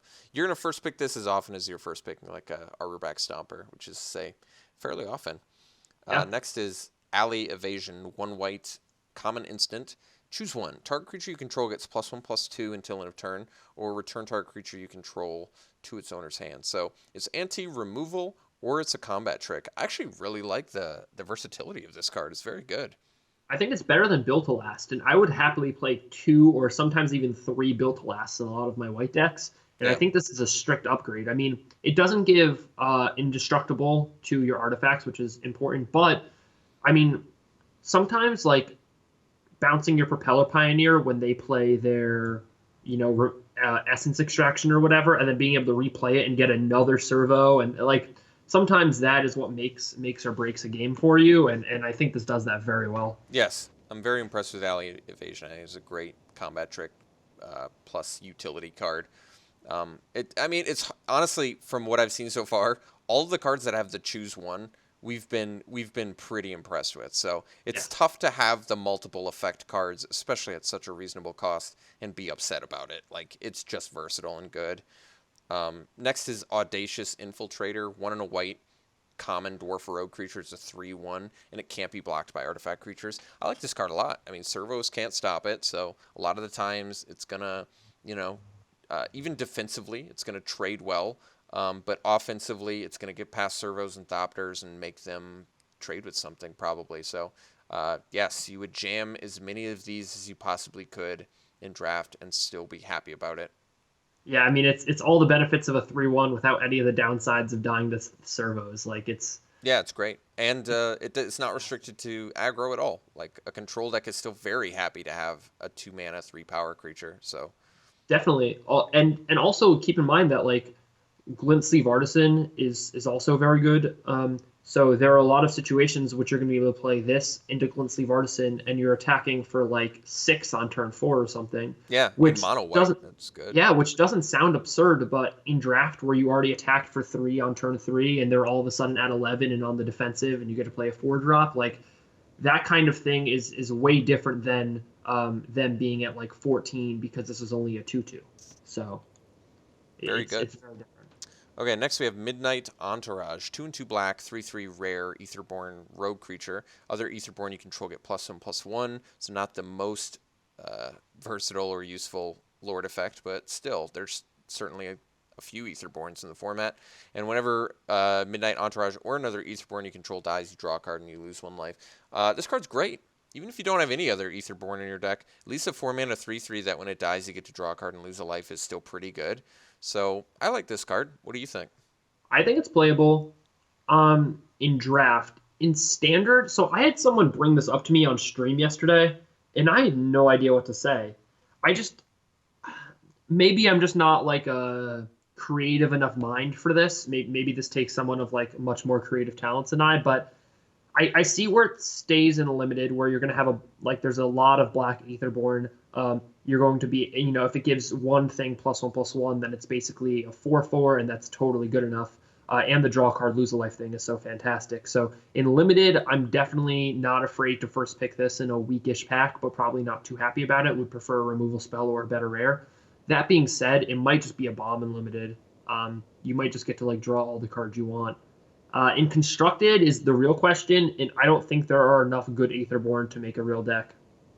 Okay, good to know. I don't think it's a first pick all that often, honestly, in limited. But I think if you're in black, you're always going to be happy to play it because it is a useful effect. So nice value. Next is Herald of Anguish. Here we go. Wow, that's kind of a crazy looking card. It's a mythic as well. So 5 and 2 black for a mythic demon creature. It's a 5/5 with improvise. It has flying. At the beginning of your end step, each opponent discards a card, and then 1 and a black, sack an artifact. Target creature gets -2/-2 until end of turn. It's hard to dislike this card. There's so many positive aspects of it. 5/5 flyer. It's evasive in black. You can improvise it. You can cheat it out cheaper. It makes your opponent lose cards in their hand. It kills things. It flies. It makes them discard. This card is wow. This card is really the real deal. Like obviously this is an easy first pick and it's going to wreck your opponent's day a lot of the time. This card's insane, and you don't even need artifacts for it to be insane. Yeah. Like, if it didn't have improvise and didn't have the bottom ability, if it was just a 7 mana 5/5 flyer at the beginning of your end step, each opponent discards a card, I would still probably first pick it. Like, Yeah. this card has a lot of things tacked on that it doesn't really need, and Yeah. it's phenomenal. This is a pretty absurd card, so if you're going to be pretty happy to first pick this 7 drop because you're probably going to end up paying 5 mana for it. And Yeah. paying 5 mana for this is just ridiculous. All right, next is Kari Zev, Skyship Raider, 1 and a red, 1/3, legendary human pirate creature. It's got first strike and menace, and whenever it attacks, create a legendary 2/1 red monkey creature token named Regavin that's tapped and attacking. Exile that token at end of combat. I actually like the sort of. I love the flavor of this card. The flavor of this card is phenomenal. Is it actually strong? I don't think it's very good, actually. It's okay. You're going to play it in red. The problem is a 1/3 body is so underwhelming, and First Strike doesn't really matter that much on a 1 power creature, and Menace doesn't really matter that much on a 1 power creature. So it's actually a lot of things going on, but all in all, I don't really think it's all that good. I would have much preferred to see it as like a 2/2. Yeah, I don't think it's that good in limited. In fact, it probably doesn't make I mean, I guess it does make a fair amount of main decks. Yeah, I guess you're right. If you're playing a red deck, you're main decking this card for sure. You're Yeah. not going to do a lot of better things for 2 mana. I've come around on in the last 38 seconds. What I will say is that it gives me kind of a Dora and Boots vibe. So if you're playing this in constructed, which I don't know if you'll be able to or not, I haven't done the testing, or maybe I have, who knows. And you want to make me like Boots from Dora tokens, I would love that. Anyways, someone out there can find like Boots playing cards. That All would right. go very well with this card. All right. So I mean, it's good with combat tricks, but it's not pushing through a ton of damage. I mean, it is pushing through 3 damage on turn 3 because you get that little monkey too, and it doesn't matter if the monkey dies because every time you attack with this, and they have to double block it. So I guess for that reason, it's probably better than my first impression of it is. I think it's actually better than that. There's just very low chance that they're gonna be able to block it on if you're on the play on your turn 3. If you play this on turn 2, the chances of them being able to block this are so low that your 2-drop red creature is going to be able to attack for 3, which is actually really good. But I think a lot of the times on any sort of stalled board state, this is like pretty underwhelming. I'm still definitely going to jam it in every red deck I play. Although it's going to be much better for red aggro. I think it's just weird. It's like a weird creature. You don't see 1/3s that are in red all that often, you know? Am I wrong to take Thriving Grubs over this? Yeah, I don't know, actually. That's a good question. I'd probably take this over Thriving Grub just because I think there's more going on with it. Like, there's more stuff to sort of abuse and play around with. But you're right. Just maybe in consistency-wise, Grub could potentially just be better, especially since you can just, if you're an energy-laden deck, you can just keep pumping up the Grubs, whereas this is sort of just static, always going to be like this. But cool card, nonetheless. Flavorfully amazing. Next is Carry Zev's Expertise. 1 and 2 red, sorcery, rare. Gain control of target creature or vehicle. Untap it, it gains haste. You may cast a card with converted mana cost 2 or less from your hand without paying its mana cost. So it's hijack with upside, with more upside. Still not that amazing. I'm probably not going to first pick it all that often, but what do you think of this sort of side effect that we've seen we haven't done any other ones, but earlier reviews we've done this, you may cast a card with convert mana cost X or less effect that we've seen pop up every once in a while? Yeah, well, I mean, the black one is the real one everyone's afraid of, right? Yahani's But Expertise, is that what yeah, yeah. that's the real one everyone's afraid of. I mean, look, it's dangerous anytime they print something that cheats mana. I think that's why some of the improvised cards are costed so high. They're just afraid of cheating out mana. However, as we already stated, like Act of Treason isn't that playable. This helps because you can get a vehicle with it, but I think this makes most, if not all, red aggressive decks because you can use it and still play a 2-drop. So that's pretty important. Yeah. So I think it makes the main in every red aggressive deck, but I'm you not even don't picking first. it high though in those decks. No, So. you're not. Yeah, you're not first picking it. You're not seeing it as like a real signal, even probably. It's just fine. Yeah. So, but you are going to be happy to get past it if you've already kind of gone down the path a little bit, the Yeah, of aggro course. path. It's going to be a pleasant surprise to get this like 5th or 6th pick and be like, oh, great, okay, I'll take this and probably be happy. Okay, next we have Aether Inspector, 3 and a white, 2/3. Common dwarf artificer creature. It's got vigilance. When it enters the battlefield, you get 2 energy. When it attacks, you can pay 2 energy and get a 1/1 servo artifact creature token. So this card is okay. It has vigilance, which is nice. I feel like you're not going to... My main issue with this is you're not going to be able to attack with it very often on turn 5. So I'm actually, just for that reason alone, I'm pretty unimpressed with it. And I think it's going to go super late. What do you think? Yeah, I originally saw this as 2 and 1 white, and for 3 mana, I like this card a fair amount. Yeah. But for 4 mana, I think it's too slow. I think this is a card that's going to wheel a lot. I don't even think it makes your main deck all that often. Um, Yeah, I think it's even just fine. even in a dedicated energy deck, you'll play it, but you're not like super thrilled about it. No, because what happens when they just block with their 3/3? Like Yeah, you just spend your 4/4 to get a 1/1. That doesn't a sound lot of very times good. you're just not gonna be able to attack with it, and that's a Yeah. big problem. Okay, next is Aether Swooper. One in a blue, 1/2, common Vidalcan Artificer with flying. When it enters the battlefield, you get 2 energy, and when it attacks, you can pay the 2 energy and get the 1/1 colorless servo. Okay, this is much, much better than the card we just looked at. It's got the evasion. That's the whole purpose of what you want to do. So Aether Swooper strikes me as the real deal, and I would be actually pretty happy to play it in a blue-white Flyers deck. It's not pushing through a lot of damage, but it's kind of doing double duty of getting some damage in while simultaneously giving you ground blockers. So it's pretty good for that. Now we're gonna have to figure out which one of these is the best one. But this is definitely in contention right now. This is at least playable, and it's probably a sign if you get past this. And even at its worst, it's really like a 2/3 for two, uh, which is pretty good. So I'm not. Yeah, I'm happy to play this. I'm on board with the Swooper. I think it's pretty good. Next is Poisoner, one in a black, 1/1 human artificer common death touch creature. And when it enters the battlefield, you get the 2 energy. And okay, so I see the trend here. Why don't we just sort of like go over all the effects here? So the black one is a death touch 2-drop 1/1. The red one is a 2-drop 2/1 first strike, and the green one is a 4-drop 3/3. So that's kind of interesting, actually, that the green one to me strikes me as like one of the, well, the worst one, I guess, is the white one. How pushed is the red one? A 2-drop 2/1 first strike make an army?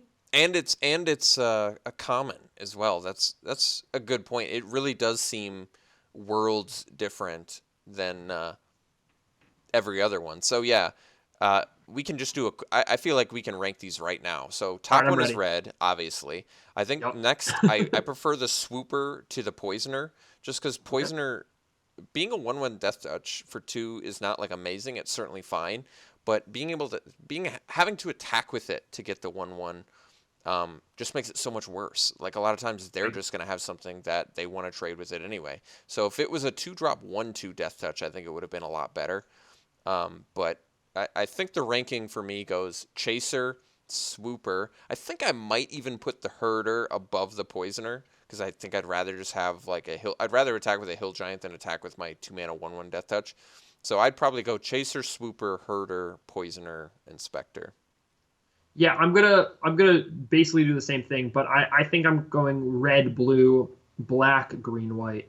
Okay. And the reason for that is that a 2-mana 1/1 Death Touch is a playable limited card. We've known that for years. So even at its worst, it's just a playable common. But at Aether Herder's worst, it's just a Hill Giant, which is playable, but I think it's a little less playable than a 1/1 Death Touch for two. I'm a Um, little surprised they didn't give it something. Yeah, the text box looks different than the other ones, right? Because the other ones have first strike, death touch, flying, and vigilance. Give it trample, please. Yeah, that's actually interesting because I don't feel like it would have been pushed at all with trample either. It wouldn't have No. felt too strong. It would have felt just fine. So, but then again, let's not. We've already seen enough power level out of green, so I guess we don't need to push them anymore. But yeah, Yeah, that's this is kind of by a far the worst common we've seen today. yeah, definitely. All in all, I think the cycle is great, and like you said, that this Ether Chaser just feels in such a different realm and universe than the rest of the cycle that it's very strange to me. 100%. Okay. It feels like almost broken for limited. Like Yeah. I know I'm gonna have starts where I like play this, make a guy, play that 3/3 attacks each turn, and then on turn four or whatever, I'm attacking for six, and it's not gonna be good for my opponent. Let's Yeah, put it so that way. Chaser's great. Just a great card. Next is Efficient Construction. 3 in a blue.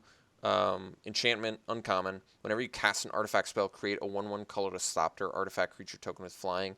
So this is just clunky enough where I don't really like it. It is a conceptually cool build around, but it's just problematic enough where you need to have such a good amount of artifact spells in your deck to even really hope to net some benefit out of this. You know, it's almost like the same problem as like Whirler Maker, where Whirler Maker is a good like stall breaker, but it's so slow that it really requires a good stall strategy. And efficient construction is kind of in the same boat as that, where it's just like too slow to really take a game over effectively. Um, have you played with or against Whirler Maker all that often? I played against it, and I've played with it only in sealed like once. Okay. I've played with it. I actually haven't played with it against it recently or with it recently. I mean, I've certainly seen it steal a game or two, but I actually think I like Whirler Maker more than efficient construction. So I that tells me that efficient construction is actually pretty bad. I agree. I just need you to imagine a world for a second in which you have this Reckless Fireweaver and Panharmonicon on the battlefield. All right. And then imagine playing like 8 Prophetic Prisms and then bouncing them with Paradoxical Outcome and then playing them again. This is just like a standard world that someone's gonna build, and I'm gonna love it. So that's all I got for that. Yeah, I mean, a lot of pieces going into that certainly, but some people love the Panharmonicon too, and I'm hoping I come around on it. See, I never thought it was as busted as some people were like just obsessed with Panharmonicon, but um, I don't whatever. think I I ever mean, drafted one. I it's think fine. It's cool. When it goes off, it really goes off, but it's a build around for sure. You can't just like put Panharmonicon in every deck. Next is Universal Solvent. So it's a 1-drop common artifact, and it's 7 and tap, sack it, destroy target permanent. So unfortunately, this is clunky enough where it's just not very good. It is cool for the improvised decks. It gives you something to do, and then late game you get to destroy it. It would have. I kind of would have preferred if it was exile target permanent. I mean, if I'm paying 7 mana, you know what I mean. Especially considering Scour from Existence was, oh right. Yeah. I believe, exile target permanent at instant speed. So I like Scour from Existence more than this, because I'd rather. I guess I would rather just leave up 7 and instant speed, surprise do it rather than have them know it's coming. So I don't really think Universal Solvent's very good, and I don't think it's going to see much play. 7 mana is just, unfortunately, just too expensive to really ever hope to consistently use that effect. What do you think? Yeah, yeah, you are going to play this in the occasional black blue artifact deck, right? I mean, it can, you can get some abilities off of it. You can use it as an improvised tool, but it's really not fantastic. Again, in some of the controlier decks, you're going to play this, but you're going to play one, not two, and you're not first picking it. You're like wheeling it. You're getting it 14th pick, and you're like, oh, I guess I have this card I can play. Yeah. Okay, next we have Maverick Thopterist. 3, a blue and a red for a 2/2 uncommon human artificer with improvise, and when it enters battlefield, create 2 colorless Thopter artifact creature tokens. I like this card. I like the ones that spit out multiple bodies. What do you think of like the Aeronaut, the 5 mana 0/3 that spits out uh, 2 Thopters, I believe it is? Or was it Yeah, 3 Thopters? I can't remember now. it's two. Okay. I'm not a huge fan of that card, but I also haven't gone really deep with like that and acrobatic maneuver or anything. Yeah. I once got beat by someone playing that Panharmonicon and like something else and Reckless Fireweaver, I think, like in Yeah. draft, That's and they pretty just cool. like did 13 to me and I died. Um, but I like this card a lot better. Yeah. Because of the improvise basically, because you can. And it's a 2/2. It attacks. Yeah. Like that's so important. Yeah, I like this card. It is multicolor, which makes it different than the Aeronaut. You have to be in a specific archetype to really ever hope to play it, but I agree. I like this card. I think the Thopterist is going to be good, and since it's better than the Aeronaut, certainly playable. Next, Ravenous Intruder. 1 in a red, 1/2, uncommon Gremlin. Sacrifice an artifact. It gets +2/+2 until end of turn. Well, this one's cool, so it's like ATOG, sort of, right? Yeah. In fact, now I need to look at ATOG. I think it is ATOG with a new Is it name. just the same card? Yeah. So it is Huh. ATOG, but they just didn't want to deal with ATOGs in this, or is it a TOG? I've never known if it's ATOG or a TOG.